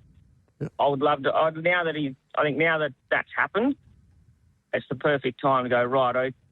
Come back here, sit midfield, and I would not be surprised to see him have that real good turn of foot again. Okay, so it's a good little push there for Elite Bow, who ran 6th of 14 behind Luana Miss in the Placid Arc Prelude. Now, Will, you linked up with Fun Chal again on Saturday. She just missed over the 1800. That followed a luckless first up run. Do you feel she's on track for where Grant and Alana are aiming her at? Yeah, I think so. It was a nice progressive run. Second up 18, and just had to scout a little wide and sustain a run, which I think will be okay for her, but maybe like the second up 18 just caught me on the line, especially with Odinakana having such a soft run. But it was a good run. I don't think she couldn't do any more. Just the race didn't quite unfold well enough for us to win, but she's ticking along nicely. All right. Moonwalk your ride tomorrow in the Burgess Queen. I'm not too sure how much work you've done on the race just at this stage, but what do you make of this filly's chances? Yeah, I've kept my form true. I haven't looked at the race at all. That's a tomorrow problem. Yep. I've got to survive trials yet, so it's never a given these days. But look, she'll run well. I didn't have a lot of luck. I was strung up in behind them. Without even looking at the race, I know she'll run well. There's not a problem there. It's just what sort of run I'll get, and I'm not worried about it. Well, she'll run well. Is she a filly who will step out to the mile and flourish, do you think, Will? Yeah, I'm pretty sure she will. Definitely. She's that type, she's that build, and she's even that nature. She's got a calm head on her shoulders. I'd be surprised if she couldn't step out to a mile and go even better. All right, fingers crossed that is the case. Thank you very much for your time, Willie. All the best tomorrow there at Ascot, and then going forward with Watch Me Rock as well. Thank you very much for your time. Yeah, no worries, guys. See you later. There's William Pike, so very, very happy with the performance, as you would be, of Watch Me Rock there on Saturday at Ascot. Good to see him go there and make amends. And when I say make amends, he was luckless first up, that we know. I thought it was a great ride by Willie. He was able to get him off the fence. As he said, he likes to, do the bulk of his winning rides in the back half of them, save ground early, make ground late. That we know works really well for Will, but he got him into that moving line. He whether he thought Cosmic Crusader would be in the breeze, I don't think anyone thought he would land there. After being a little bit slow to step, I think people thought he would jump, find the top, but he was following the right horse and/or horses, Willie, wasn't he? Because you had Cosmic Crusader outside Love and War, and then you had September Born, and he had the back of those two horses, and when he pressed the button, he accelerated. It was a very, very impressive win by a nice horse. It's been the topic of a little bit of conversation. Rope them in, 1,200 metres, 1,600 metres. Which way do they go? Carried 61 kilos in an Asian bow and was the run of the race. Gave Cosmic Crusader, who's a favourite for the railway, 7 kilos and beat him home. Yeah. What do we do now with Rope Them In? I think it's a no-brainer, personally. I think he's a short course horse. I really do. I think he's a 1,200-metre horse. Now, that's 14. Steve and Connections and Sean, they'll work through that. I just think he profiles like a off-speed sprinter, personally. Has done for a long time, I reckon. Has done for a long time. Can he win a Winterbottom? Absolutely he can. Absolutely he can. Like, he is a similar sort of horse to Joker's Grin, is he not? That off-speed sprinting proposition. You only have to go back to 12 months ago. He was matching motors with some good ones. He lost his way in the autumn. That's okay. Came back, trialled up particularly well in the lead up to that first up run. Went super, and then he's carried a big weight, 61. I would have thought Steve then maybe elects to give him a trial, keep him fresh, and then go to the Winterbottom. All right. Do you have a differing view? No, I think it would have just made the waters a little bit muddier. Yeah.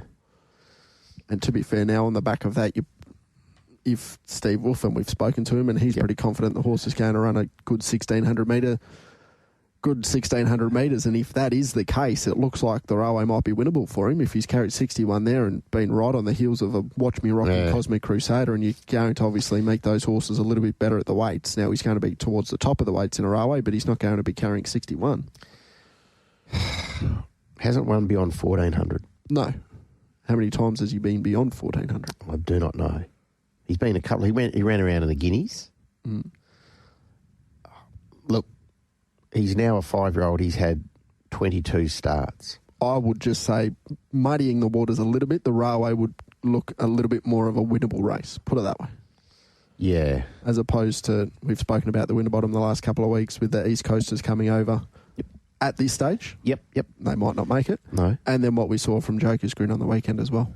Okay, well, let's get to that Joker's Grin performance then. Well, before, because we spoke about it earlier, and it was a lot of discussion, and was a lot of discussion on Racing Rewind yesterday. Cosmic Crusader and Love and War. Yeah. The tactics there was, I suppose they were questioned, but we spoke about the race on Thursday, and I think we nominated Love and War. Looked like one of the horses that was drawn a little bit sticky that they could push forward on. That's what happened. I thought it was a no-brainer that she would go forward, Love and War, to be fair. There was no... Look, the fact that she found the top surprised me a little, but the fact that she was prominent in the run, absolutely no shock. I thought it was as sure as night follows day that she would land first 4. Yep, I was with you. Probably more of a shock was that Clint Johnson-Porter didn't push on and find the rain. Yeah, well, I think that's the interesting aspect of it. And we don't know what happened pre-race and what was spoken about, and whether or not, they didn't want to lead on Cosmic Crusader. We're not too sure, but no, he wasn't able to find the rail, and even coming into about the 300-metre mark, I still thought he was about to explode and kick away from them. Yeah. He probably just wasn't at his best as well. I don't think he didn't look like he got a clean break either. No. He just on the back foot or slipped. I'm not entirely sure, but he didn't leave the machines like he has done previously. And from there, you had Love and War nice and fresh, jumping and running and assuming a position at the front of the field. And then Cosmic Crusader, because he didn't step, it was like, oh, right, okay. And then Clint had a decision to make. Do you grab hold in a race which didn't appear to have a lot of tempo, or do you let the horse slide after maybe giving him a bit of a rub? And then he found his position there, and then when he got there and he had probably 3/4 on the stablemate, you just thought he would press on and hit the fence, but that didn't occur. No, travelled quite strong as well. Yep. Race number 6 on the program was the Prince of Wales, Joker's Grin. Didn't have too much luck in run, but probably Joker's Grin, the horse he is. If he's 3 wide, no cover, that's probably perfect for him with his stride length and the way he goes. And probably going forward, the top 3 to run top 3 were good, looking towards a Winterbottom, and our feature sprints, Joker's Grin defeating Oscar's Fortune and Repossession was a nice run. Just was probably a little bit further back in that field than maybe we'd first anticipated, but I'm sure Chris and Michael Gangemi would have given that horse a tick on the back of that performance. Yeah, it was a bit of a messy run race, wasn't it? I think we all thought perhaps there'd be a little bit more tempo in this race than what there was, and it looked like Jokers was going to slot in, and then before you know it, Pat said, no, I'll go get you in some clear air. It's 1,000 metres. Yep. Let's let you go through your gears, and that he did. He ran 10.84 for his last 200, 21.88 for his final 400 metres, Jokers. Now, this was a slower 1,000-metre race than what Desert Whisper ran soon after. So, and that was a terrific return by that mare. We know that she was able to do it at both ends, but the best part, I thought, of Joker's Grin's return on the weekend was his final 75 metres. He was shaken up a bit, but he responded, and then you could see him starting to extend. So, final 200 for Repossession. Do you have that there? The final 200 for Repossession, yes, 10.85. The issue with that is, I think, with Repossession is how does he turn the tables or take down a Joker's and these really, really good ones over 1,200 at weight for age. I think if there's a nag on him, it's perhaps at this stage of his career a strong 1,200. And that's not a crime. So from Saturday, we're thinking in a Winterbottom, we're going to see Joker's Grin, Oscar's Fortune, Repossession and Rope Them In at this stage, if he goes that way. Yep. I'd agree. Is Repossession the fourth seed of those four? Rope Them In, Jokers. Who was the other one you said? Oscars.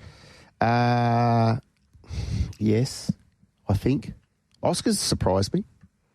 Yep. Oscars surprised me. No trial to do what he did. I thought it was a really good effort. Stretch out to 1,600 metres in Melbourne. Yeah, but, back, familiar surrounds. Dion knows the horse. Are we ever going to see the best of him? Don't know. I'll tell you what, it was an encouraging return, though. Yeah. And repossession was good. Repossession was good. No knock. He was good, but there's nowhere to hide. Yeah, you're in the elite company. Yeah, you are. You're up against the big boys. Absolutely. All right, the Placid Arc Prelude. What did we learn? Are we thinking Luana Miss goes into the Placid Arc as the favourite now? Probably depending on the draw. Maybe the draw might not matter because we've seen what she's able to do 3 wide with cover there and let down with an electric turn of foot. Yeah. Interesting what Willie had to say about Elite Bow. He said, no, that's on me.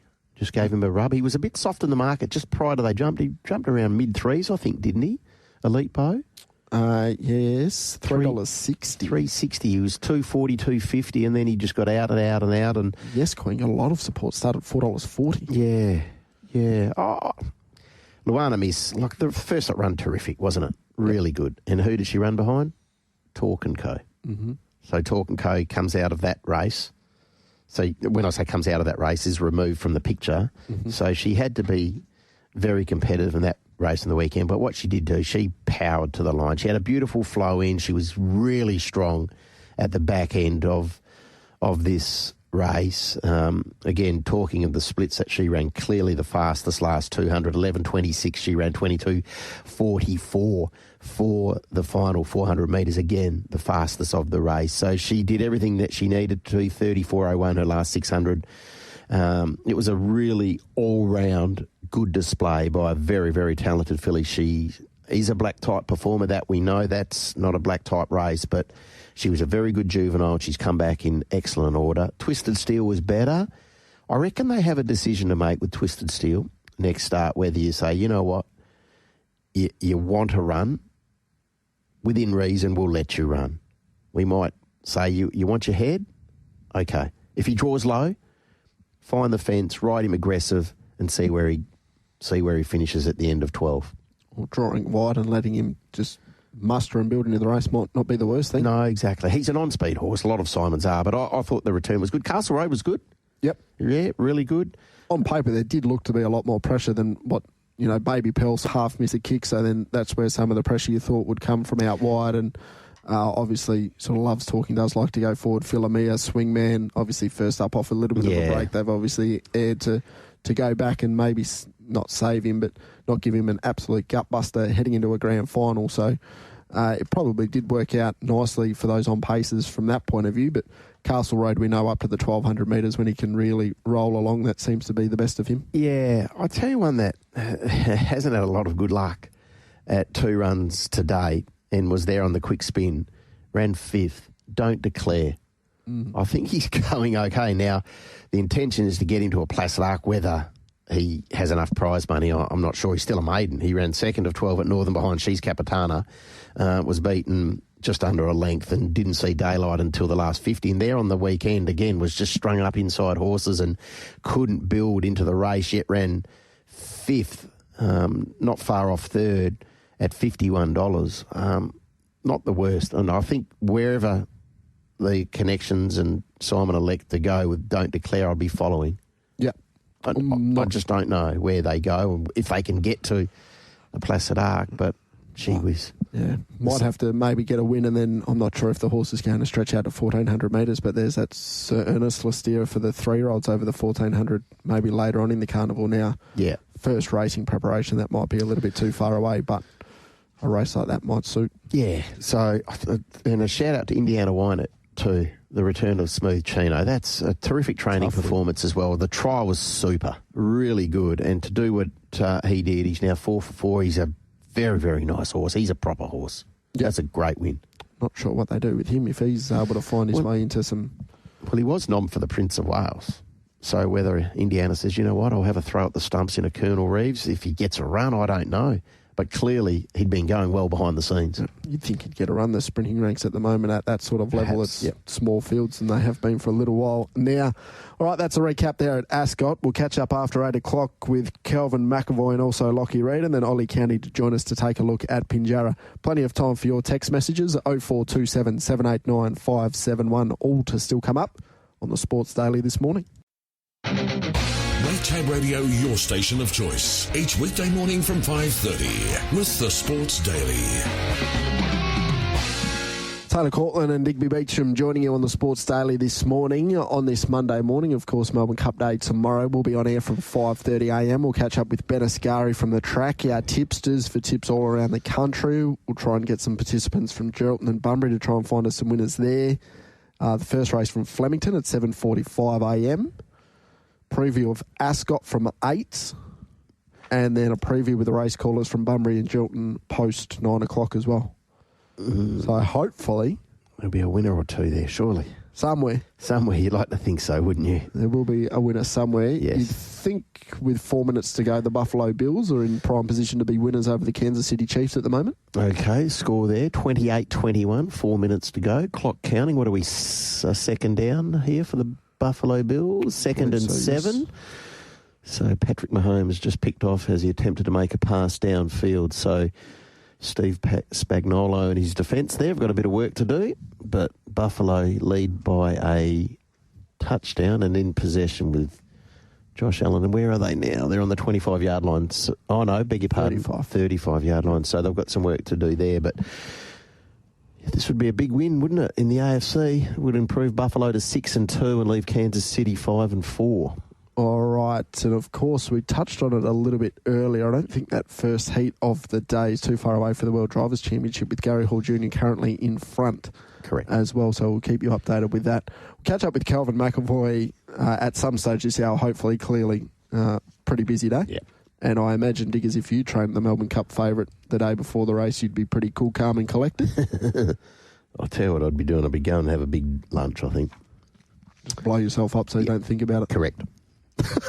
Yep. Get to the races the next day, real dusty. Yeah, 100%. And then you send it again, just to take the edge off yourself. Oh, post-race interview would be good if you win. Yeah, don't think I would. No, just decline. No, just say, no, I'm just blowing bubbles. Yeah, but it might be TJ. Oh, well, you speak to TJ. He'd understand. He'd help you through. Really. He'd help you through. He'd hold your hand. He's a very experienced broadcaster. All right. Lots of memories and stories about the Melbourne Cup. We'll get to those very, very shortly. Of course, 0427 789 571 is the number. But we'll chat a little bit of Wildcats now. Unfortunately, went down, but it wasn't a bad performance against the South East Melbourne Phoenix there yesterday. To chat all about it is Lachy Reid. Lachy, a good morning to you. Good morning, Charlie. Good morning, Diggers. Good morning, Lock. Great to have a chat. Thanks for your time on this Monday. Despite that 5-point loss to South East Melbourne yesterday, were you heartened by what you saw from the Wildcats? Yeah, look, I have been. I think they've got a great roster. I think I mentioned a couple of weeks ago, I think the roster's good. I would have probably gone on that more natural point guard, but I liked what I saw from Duke Jr. Yesterday. Defensively, I reckon he shows some signs. Obviously got in foul trouble and had to go off right at the end, but I think he showed signs that he could help the team on that end of the court. And he's a bit of a slasher, isn't he? Like, he provided some highlights. I know the ball was knocked out of his hands a few times when he drove to the basket, but South East Melbourne are very good defensively. So, yeah, promising signs from the team. Jaron really continues to be impressive. They need to keep going to Joe. Go to Joe is my message, and somehow they need to keep him in action for the full 40 minutes of the game. But, yeah, promising signs for the Cats. All the imports that come into this league, Lachy, they seem to get into foul trouble really early because it seems to be a significant adjustment to the way the NBL's maybe officiated or played. Is that fair? Yeah, I think so, and no doubt, Taylor. I mean, the other thing is, too, I thought yesterday, just watching the game, I mean, it was a very physical game, and it was interesting how a lot of the body contact that happened in the backcourt was called a foul in the front court, around the basket. So South East Melbourne, I think, were very physical. They're very, very good defensively. They'll be up and in every team for the rest of the season. That's how they play their game. So look, I think, he was just trying to impress. Sometimes you come to town, you're late to the start to the season, you want to really get off to a good start, and you're a bit overzealous, a bit excited, and, probably reached in and used his body a couple of times too many to get some fouls, but I think he'll work it out pretty quickly and it'll be handy. And it was good to see Christian Doolittle recapture some of that very good form that we know he's capable of producing. Isn't it times, Diggers, where you just think, just give it to him? Yeah. Like there were a couple of times where he dribbled from one end of the court to the other and he just muscled his way to the basket and scored the two, whether it was a nice, easy layup or a little jump shot from the elbow. So there's times, I reckon, it's almost Bryce Cotton-like. You just leave it to do. Just let Doolittle do his bit, for a period of, say, 2 or 3 minutes and just let him go until they work out a way of stopping him. Then you bring others into the game. I felt a couple of times he tried to get it to Joe Luala-Chul, and he probably should have just gone himself and made the basket himself. So he's probably just mentally just got to be able to become the Bryce Cotton in moments for this team, for them to be a real powerhouse at the end of the season. As a Wildcats fan, are you a little bit more confident and happy about what they're doing now as opposed to maybe 2 or 3 weeks ago? I think so. Like, Jaron Really's been unbelievable, hasn't he? I mean, I did have 3 weeks ago the thought that maybe, he's going to be great, but he's probably more a 10 to 15-minute man. And I'm concerned a little bit against the good teams. They're having a lot of turnovers against the teams that are very defensive-minded, and they're the better teams in the competition. So 20 turnovers yesterday against the Phoenix. I think very similar against the Sydney Kings when they got smacked by them. They got Adelaide coming up, who are not probably a defensive team. They're a more attacking team. And then Melbourne United they'll be the contenders at the end of the season. So far, the turnovers and control of the ball is where I'd like to see them improve. And is that just the pressure that's, on Jaron Reilly, or is it the pressure on the whole team? We'll work it out. But that's where maybe I would have liked a more import point guard just to ease that pressure. They've gone the other way, and, we'll see how it pans out for them at the end of the season. Lockie, it's taken a little bit longer than we would have liked, but we are now on the cusp of seeing the Wildcats up against the Adelaide 36ers. So Bryce takes on his old teammates, he takes on his old club. What's the vibe of this contest going to look like, both from a Wildcats perspective and also Bryce's viewpoint?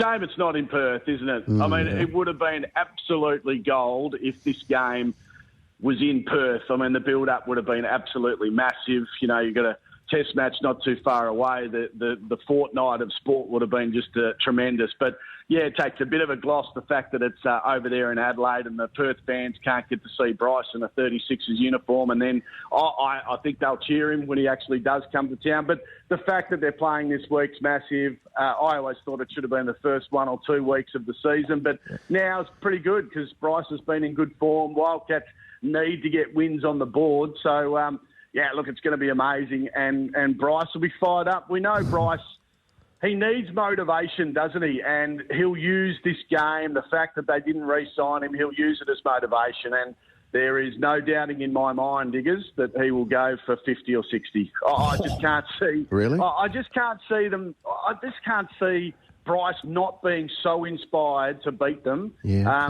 okay. We saw it a couple of weeks ago when Mason Jones was sacked. He comes out and hits 50. He is motivated. He motivates himself by, these type of things. And, I have no doubt that he'll be charging towards 50. There's no doubt. Okay. Will it be a little bit chippy on court or not?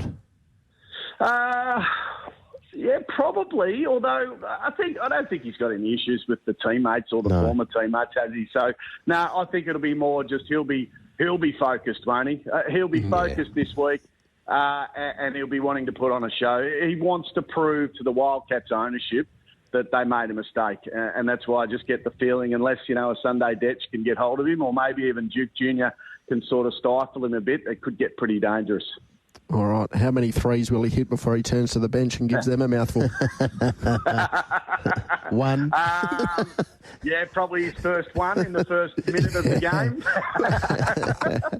Don't you reckon, though? I mean, you sort of scoffed a little bit, Diggers. Don't you reckon he's just going to turn it on? There's no doubt in my mind. Well, you're right. It's and speaking to people, I don't think, as you said, quite rightly, no issues with the former teammates. There's nothing but respect respect, admiration. They went to war and back, didn't they? Those boys. So there's no blue there, but I'm not sure there's the same level of affection for the coach, Danny, and clearly Mark Arena as well.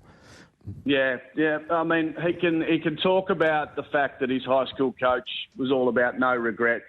Yep. The timing of that was, too obvious.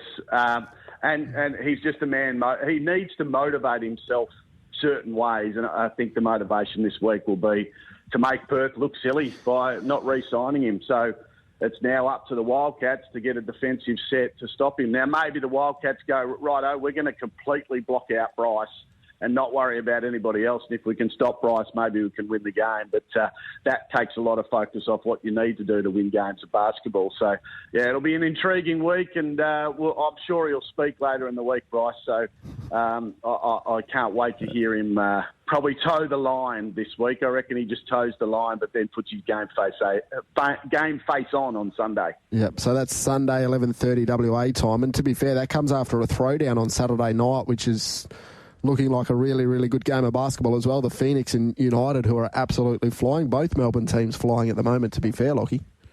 Yeah, two best teams in the comp, you'd have to think. I mean, that defensive side of their game, both Phoenix, I saw them, they were brutal yesterday. I thought their defensive effort was unbelievable, and I think they can go another step further as well. And then you know what United can do. They can do it at both ends of the court. So I think they're the two best teams in the competition. Then you've got Adelaide, and then I think there's a bunch of teams that have been a little bit hot and cold. Perth are amongst that, along with Sydney Kings. But Perth can quickly climb up the ladder if they can get Duke Jr. going. And I think Dylan Windler needs to get more shots up, and I think they need to get it into Joe. Just go to your stars. Maybe they're just playing their roster, too much of their roster. Maybe they need to go back to playing 8 or 9 players and just really focusing on those boys to get the wins. Yep, I like it. Fingers crossed we get to catch up very, very shortly. Lockie, and chat more basketball. Have a good day. Yeah, good on you, boys. And just so I sound like an expert today, what should I say about the cup? Just, so I can walk into work going... Right, there you go. Thanks, Diggers. All right. So you wouldn't, just say this, Lock, you wouldn't fall off your chair if 12 or 14 of these horses stood up. There you go. Yep. Along that line, It's going to be an even contest. Yeah, I'm just going to walk in and be really strong on. Going to be an even contest. Yeah, scoreboard pressure. Come down to the wire. Yeah, all of that. Yeah. Jeez, hasn't the weather thrown a spanner in the works as well? Just that sort of stuff, Lock. Just paraphrase. You're right. Yeah, should be a big race. Yeah. Going to be good. It's the race that stops the nation. Thanks, guys. Yeah, good on you, mate. Thanks for your advice, the expert. Yeah, really good. Beautiful. Bye. See you, Lock. See you, bye. There's Lachy Reid from Channel 10. Just crossing the line here at Kaikoura for race number 3 as well. So that is heat number 4 of the World Drivers' Championship at the moment. As we mentioned a couple of times this morning, Gary Hall Jr. is at the top of that leaderboard at the moment. He was going around behind a $19 chance. There was a $1.95 favourite in the race, which has got the job done. 10.5 from 6, so not in the top 3. Junior there in race number 3 at Kaikoura. All right, Retrovision text line. Let's get it through a few of these. Hey guys, can we have a Bryce Cotton Sports Daily bet tomorrow after that comment?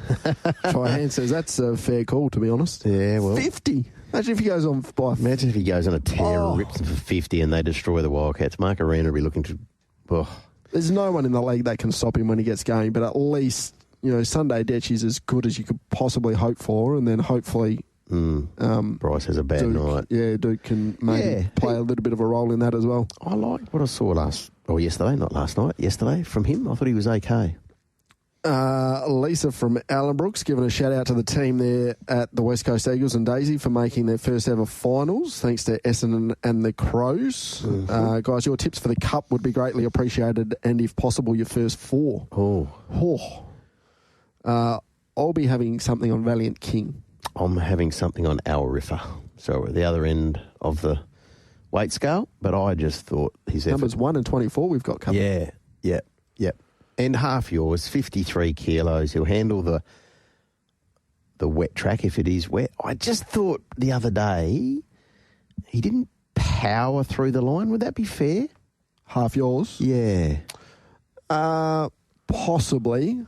but probably did more work from, say, the 600 to the 400 than a lot of horses. Yep. Yeah, no, that's fair. 3,200 metres, it's a whole other test, isn't it? Yeah, it is. Now, the market's been very fluid this morning, and there's, as you can imagine, there's not a heap of movement money-wise in a Melbourne Cup at this stage, but now there's 4 favourites all at $8.50. Remarkable, with Tab Touch. El Riffer, Presage Nocturne, Half Yours and Valiant King, all at $8.50. Well, I think Presage Nocturne's effective, really adept in wet weather. Yep. Is he not? So, call of the card today? Yes, it would be. Some stage, so you'd think there'd be some movement with some of the bookies taking. Are you some a big call of the card man, TC? In terms of... Oh, just the interest. Yeah. There'll be social media stuff on racing.com, I dare say, and I'll take notice of it, but I'm not hanging out to get all the information, to be fair. For mine, it just gives the impression it's a little bit of a urination contest, I think. Oh, we love that, though. Yeah, that's okay. Yeah, it's okay. It's once a this day year, and age, we're all over that sort of stuff. Yeah, there's a bit of that, isn't there? Yeah. Anyway, that's all good. There's one of the, is it Kingsley Bartholomew's wanting to win $1 million in the Melbourne Cup? Yeah. Yep. Would be nice. Yeah, wouldn't it? Wouldn't it? All right. Daniel from Inglewood, thank you very much for the text. I'm not going to risk reading that one out, but thank you very much. I've read it. Well, you haven't really. We haven't read it out. I haven't read it out, but I've read it in my head. What's it about? Just some changes to the station he doesn't agree with. Okay. But thanks for,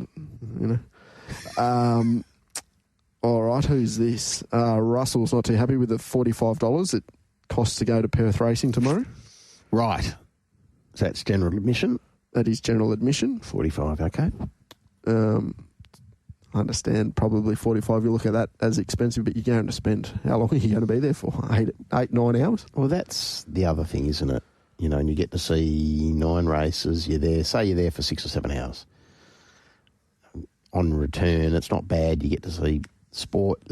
I'm sure there's activation. Does it cost to go to the football 100? Yeah, I don't. Yeah. Maybe? Yeah, a bit. But I see both sides of the argument. Like Perth Racing will say, well, this is a big day for us. You're going to watch live racing and high-quality racing, for 6 or 7 hours. Well, where else would you get that value? Yet, I can see the consumer's point of view saying, gee whiz, it's a lot of money up front to go and watch something. Yep. So, anyway. Ando's text in. I took a good mate of mine who was suffering with a significant illness to the Derby/Cup in 2006, and we spoke about that last week, the Derby day of 120 something, yeah. Yeah, and watched Efficient win the Derby. I said to my mate, we have just seen next year's Melbourne Cup winner. I backed Efficient early markets following year at 33-1, and on the day he paid $22, absolute fill-up. Tragically, his mate didn't get to see Efficient win the Cup, but I know he would have been looking down from above. I'm on Observer. Absurd? Yes, that's what I'm trying to say. Absurd. Tomorrow. Okay. So Ben Allen jumps off from the Caulfield Cup. Kieran McAvoy jumps on. 53.5, barrier 4. Interesting to see how the track plays from that by that time of the day. Typically in a Melbourne Cup, you like that soft run in the fence and then a little bit of luck, but whether or not that's going to be the case there, we're not too sure. And there'll be horses that make their run at about the 800, and everyone will be, and then everyone says, be patient, but ultimately say, he's off. Imagine, just be patient in the Melbourne Cup, and you get out and you're just thinking, oh my Lord, how do you be patient? And that's the thing, it's like, wait till the clock, stuff it. I'm going. Count to 10. 1, 2, go. I can count to 10. I'm just not doing it now. Yeah. I'm off. Oh, goodness gracious me. Richard from Kalgoorlie. He likes Our Girl Can Run tomorrow at Ascot. In the Cuppies with Valiant King and Buckaroo.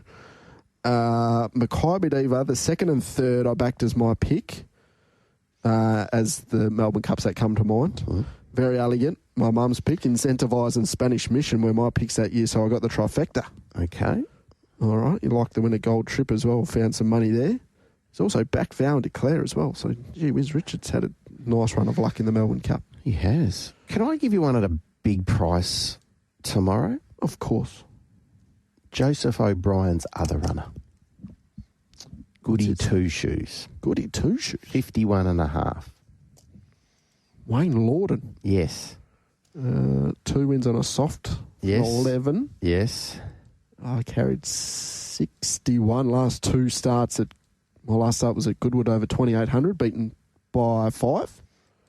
Yes. What do we know there? Where are you hearing this from? Oh, I'm just looking at a horse. I know Alrifa was always going to come here, but you're not travelling one out here, and we know that he travels his horses superbly down here. A bit of give in the ground, no weight. I'm just thinking maybe, not the worst as a big price in that sort of race. Like we're talking $8.50 the field, you said? Yep. I just thought, you're just going through them last night, looking, and you straight away you see Joseph, O'Brien, and you think, okay, well, where are we at with this? And I don't know. I just thought maybe it wasn't the worst 1x3 play. That's all. I like it. Kelvin McAvoy, unfortunately, a little bit busy at the moment. He might be at the call of the card. Might have already started. Lunch. What is it, 11:30 over there? Quite possibly. Yeah. Hopefully we might be able to get a word from him at some stage. Mick's also texted in on the Retrovision text line. I managed to get El Mandan 3 months out at $36. Really? Paid for a trip to the Maldives, if you don't mind. Fair enough.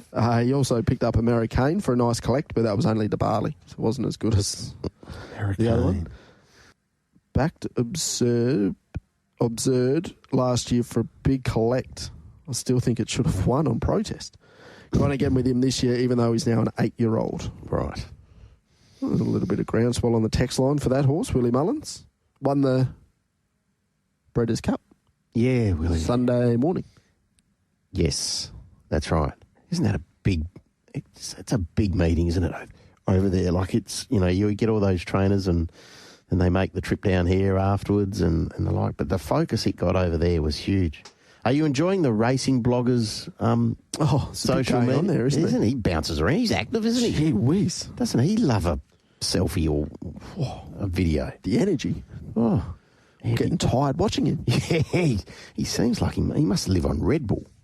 Yeah, right. Well, fair income. He's on that. He was in a helicopter with Gay the other day. Was looking at yearlings and bouncing around. He was at the Emerald. How can you not like the Emerald? Oh, just any pub. Yeah, in South Melbourne, great pub though, the Emerald. Yeah. But he's very, very busy. He's been a great coup for the VRC, hasn't he? Like he's just added a great deal of interest to all the coverage. The old traditional conservative coverage to the new breed of social media coverage of these events. Yep.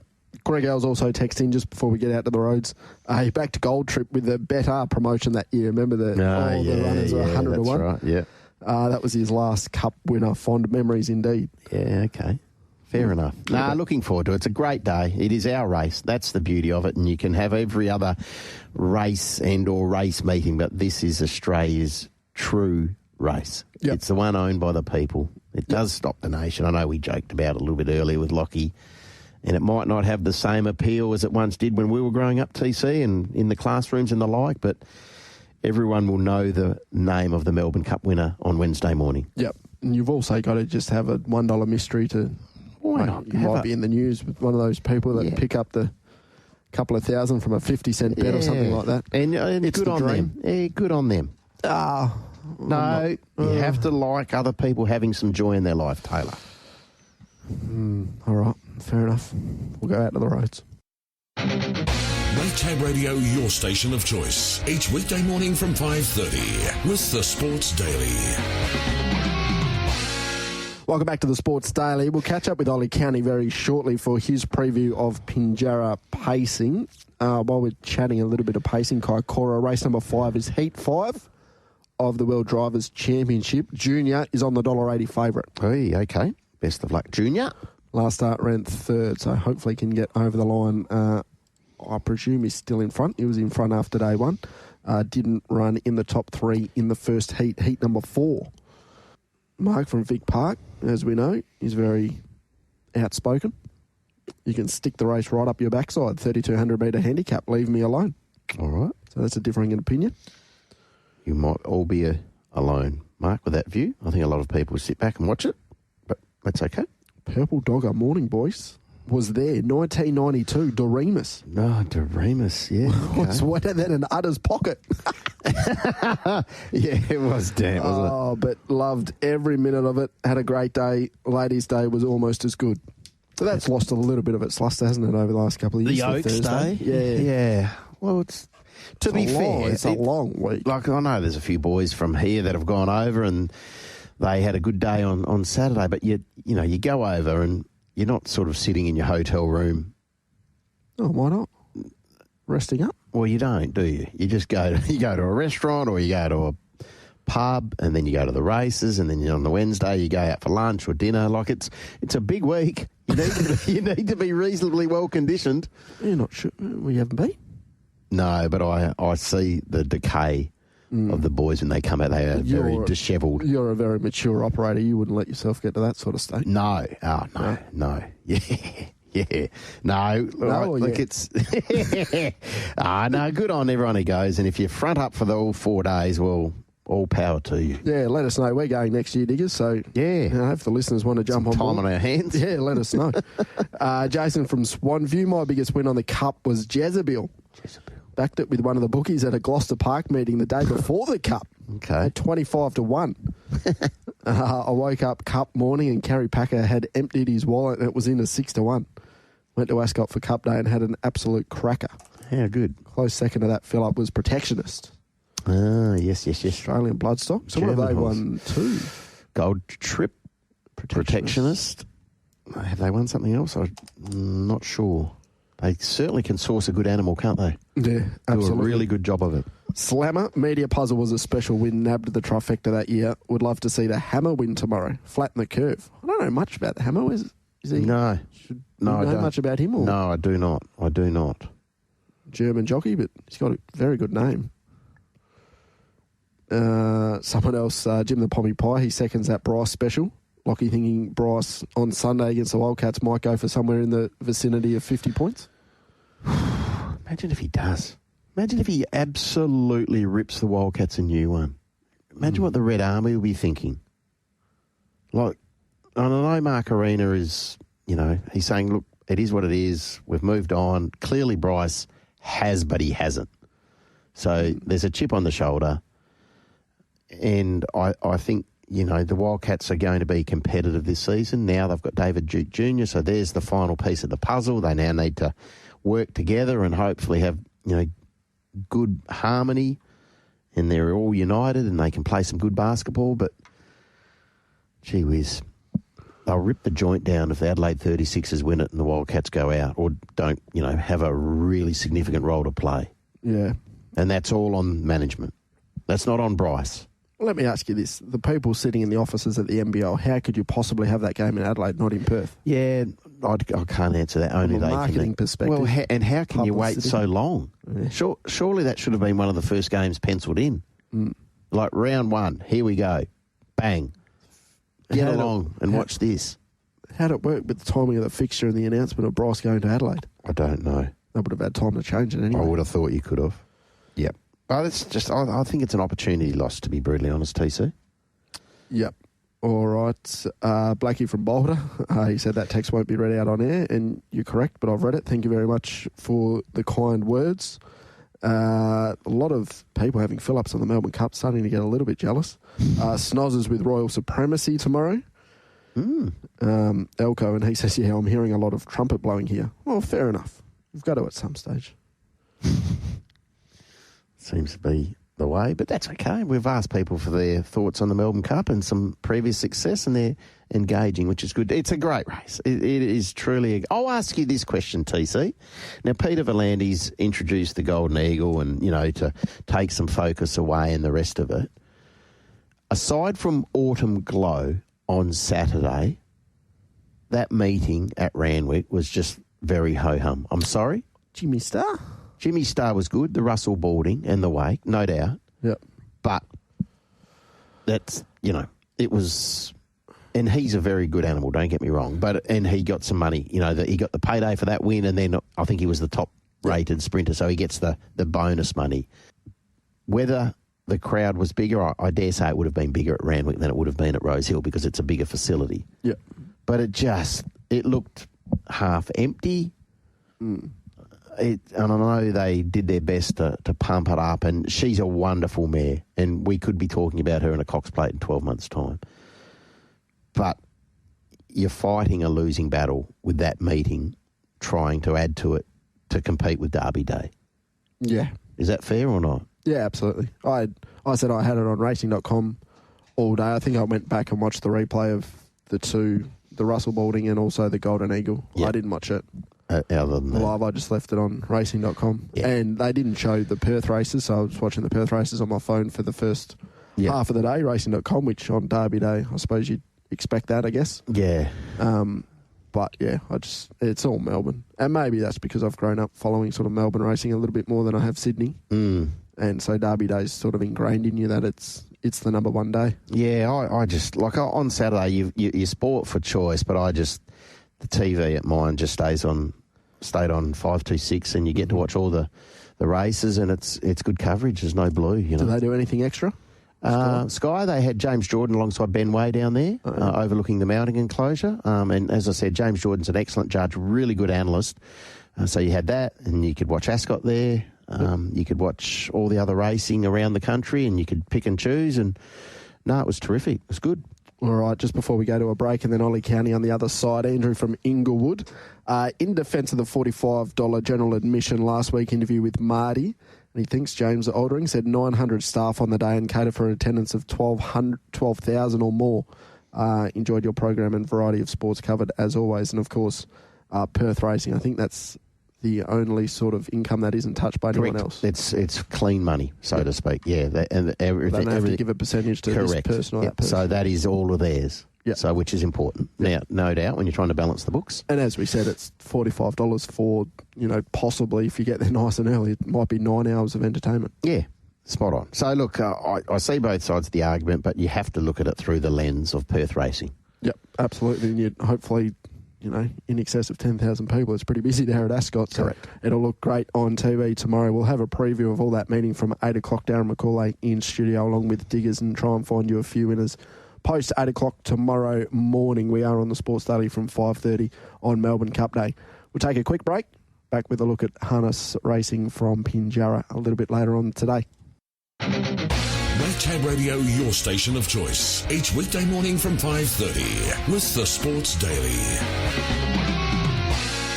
Taylor Cortland and Digby Beecham with you. Of course, we're taking on Oli Cownie for your chance to win a $100 Tab Touch voucher today. 0427 789 571. He's not too far away with his preview of Pinjarra Pacing. We'll, of course, have a preview on Wednesday of Pacing because tomorrow's meeting will be transferred to the day after, obviously. There's enough meetings around Australia to bet on tomorrow. And the winners over the weekend have beat the tipsters and then the weekend tipping comp as well, Jimmy and Andy. So we'll notify them and hopefully get you those vouchers in time to spend tomorrow somewhere around the country with the, 49 meetings or something like that? Oh, ridiculous number of races. Oh, they're everywhere. They come at you thick and fast tomorrow. Absolutely. So maybe take the day off work today. If you're driving in, just turn around, go home, do the form, find a couple of winners and then tune into the Sports Daily and Tab Radio throughout the day. We'll have the whole day covered. This WA Harness Racing Preview is brought to you by Retrovision. TVs, computers, electrical appliances and homewares. Retrovision is your retailer of choice. Retrovision, 60 years strong in WA with 18 stores statewide. RAC members receive an additional 5% every day at Retrovision. All right, 8 races on the program at Pinjarra, the first getting underway at 1:15. Oli Cownie, a very good morning to you.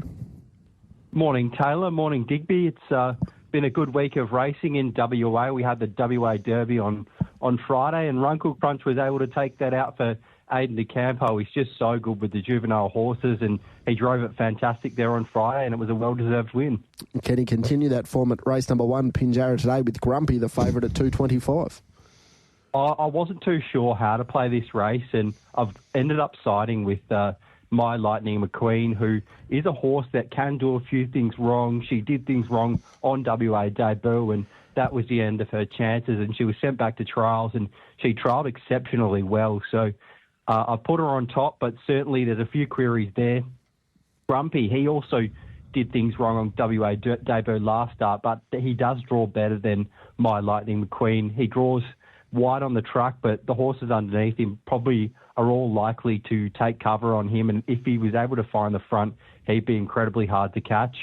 Labrador, it's a horse that's been racing quite well recently, probably not against the quality of horses of Grumpy and My Lightning McQueen, but certainly this horse could be in the money again, has been racing well.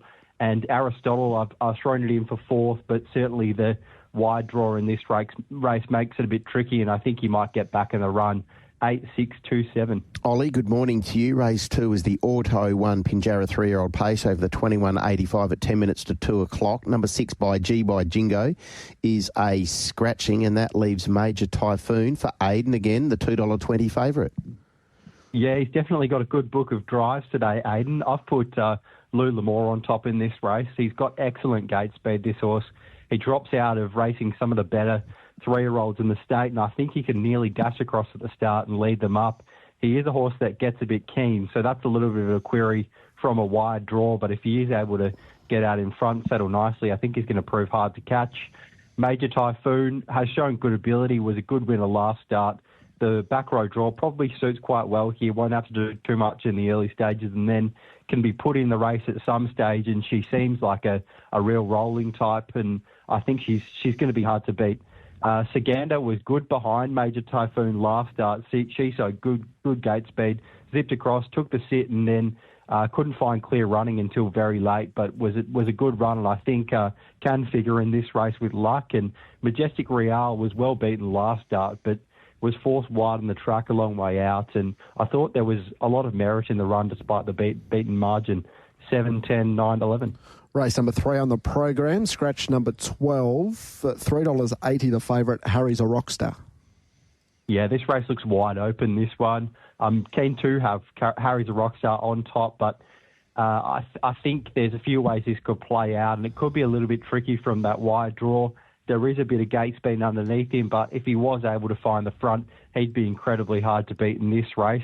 I think Honour the Eagle's a horse that probably wants to take cover on something, and that might be Harry's a Rockstar, which would certainly give him every chance.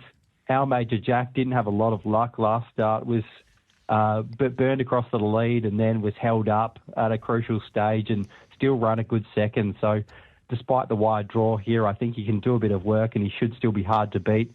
Lightfoot Lee is another horse that's racing quite well at the moment, just took on a much stronger race, which was taken out by Atlantic Gem last start. So plenty of merit in that run, and I think the back row draw suits. 5, 7, 1, 9. Okay, race 4, the Mitre 10 Pinjarra Lightning Lap over the 11.77 goes at 3.02. Yeah, and we've got a favourite here from the outside draw, and that's Speed Force. This horse showed last start that the outside draws are no problem, and he was able to win that race quite nicely, and I think can probably just do the same thing here in what looks a very similar race. Spinner of Yarns ran well in that race to run third, and this time looks a little bit awkward following out the Dublin Express, but certainly if the luck comes, this horse can figure somewhere in the money. Their Lawyer, he never wins, but he's often in the money and never too far away. So still keen to include him in the exotics. And Submariner did a lot of work last start, but was pretty well beaten. So struggle to see how he figures in this race. 7, 8, 6, 5. Race number 5 on the program, the 260 favourite is Henty. Yeah, and Henty's been heavily backed. This horse is returning after a year away from the races, and there was a couple of trials at Wanneroo, but there's no trial vision from that track, so it's difficult to tell how well he's going, but that money suggests that he's going to be pretty hard to beat in this race. He was certainly in the mix for me, but I had Ideal Interest on top. This horse ran really well behind Nutbush Girl, who is a mare that's on the rise at the moment, so I think Ideal Interest can camp off the speed, and if there's a bit of tempo on, can certainly be running into the finish somewhere. Alta King was second behind Atlantic Gem last start, which looks pretty good form for a race of this nature. So Alta King can certainly do a bit of work and put himself into the race at some stage. Henty, as I mentioned, that money suggests he's going to be really hard to beat in this race. So certainly have to respect that. He's a 6-year-old and he's only had one start. So really interesting runner there. And I put Heavy Metal Hammer in for 4th, who is going to get a good run on the pegs there and just did a few things wrong on state debut. So I think he can potentially bounce back in this race. 11, 10, 3, 8. Ollie, race 6 is another lightning lap and it is set to go at 4 o'clock. Hot-footed looks a class runner in this race, and he's gone up favourite, which I certainly think he deserves to be. He can push forward, he can race up on speed, and I think he's going to be hard to hold out in that race. Jamie Kim's a horse with good gate speed, and he can look to get forward in this race and find a prominent position. He's probably another runner that has a little bit of class on a few of his rivals in this race. Jingling Jules has a very good record at the Lightning Lap, 3 wins from 10 starts. So despite the numerical form, I think still has to be respected in this race. And Drinking Doubles has drawn well in this race, and from there should be able to hold a prominent position and can be hard to beat from there. 6-3-1-2. All right, race number 7 on the program, $2.15. I'm a Believer is the favourite. The one scratching is number 11.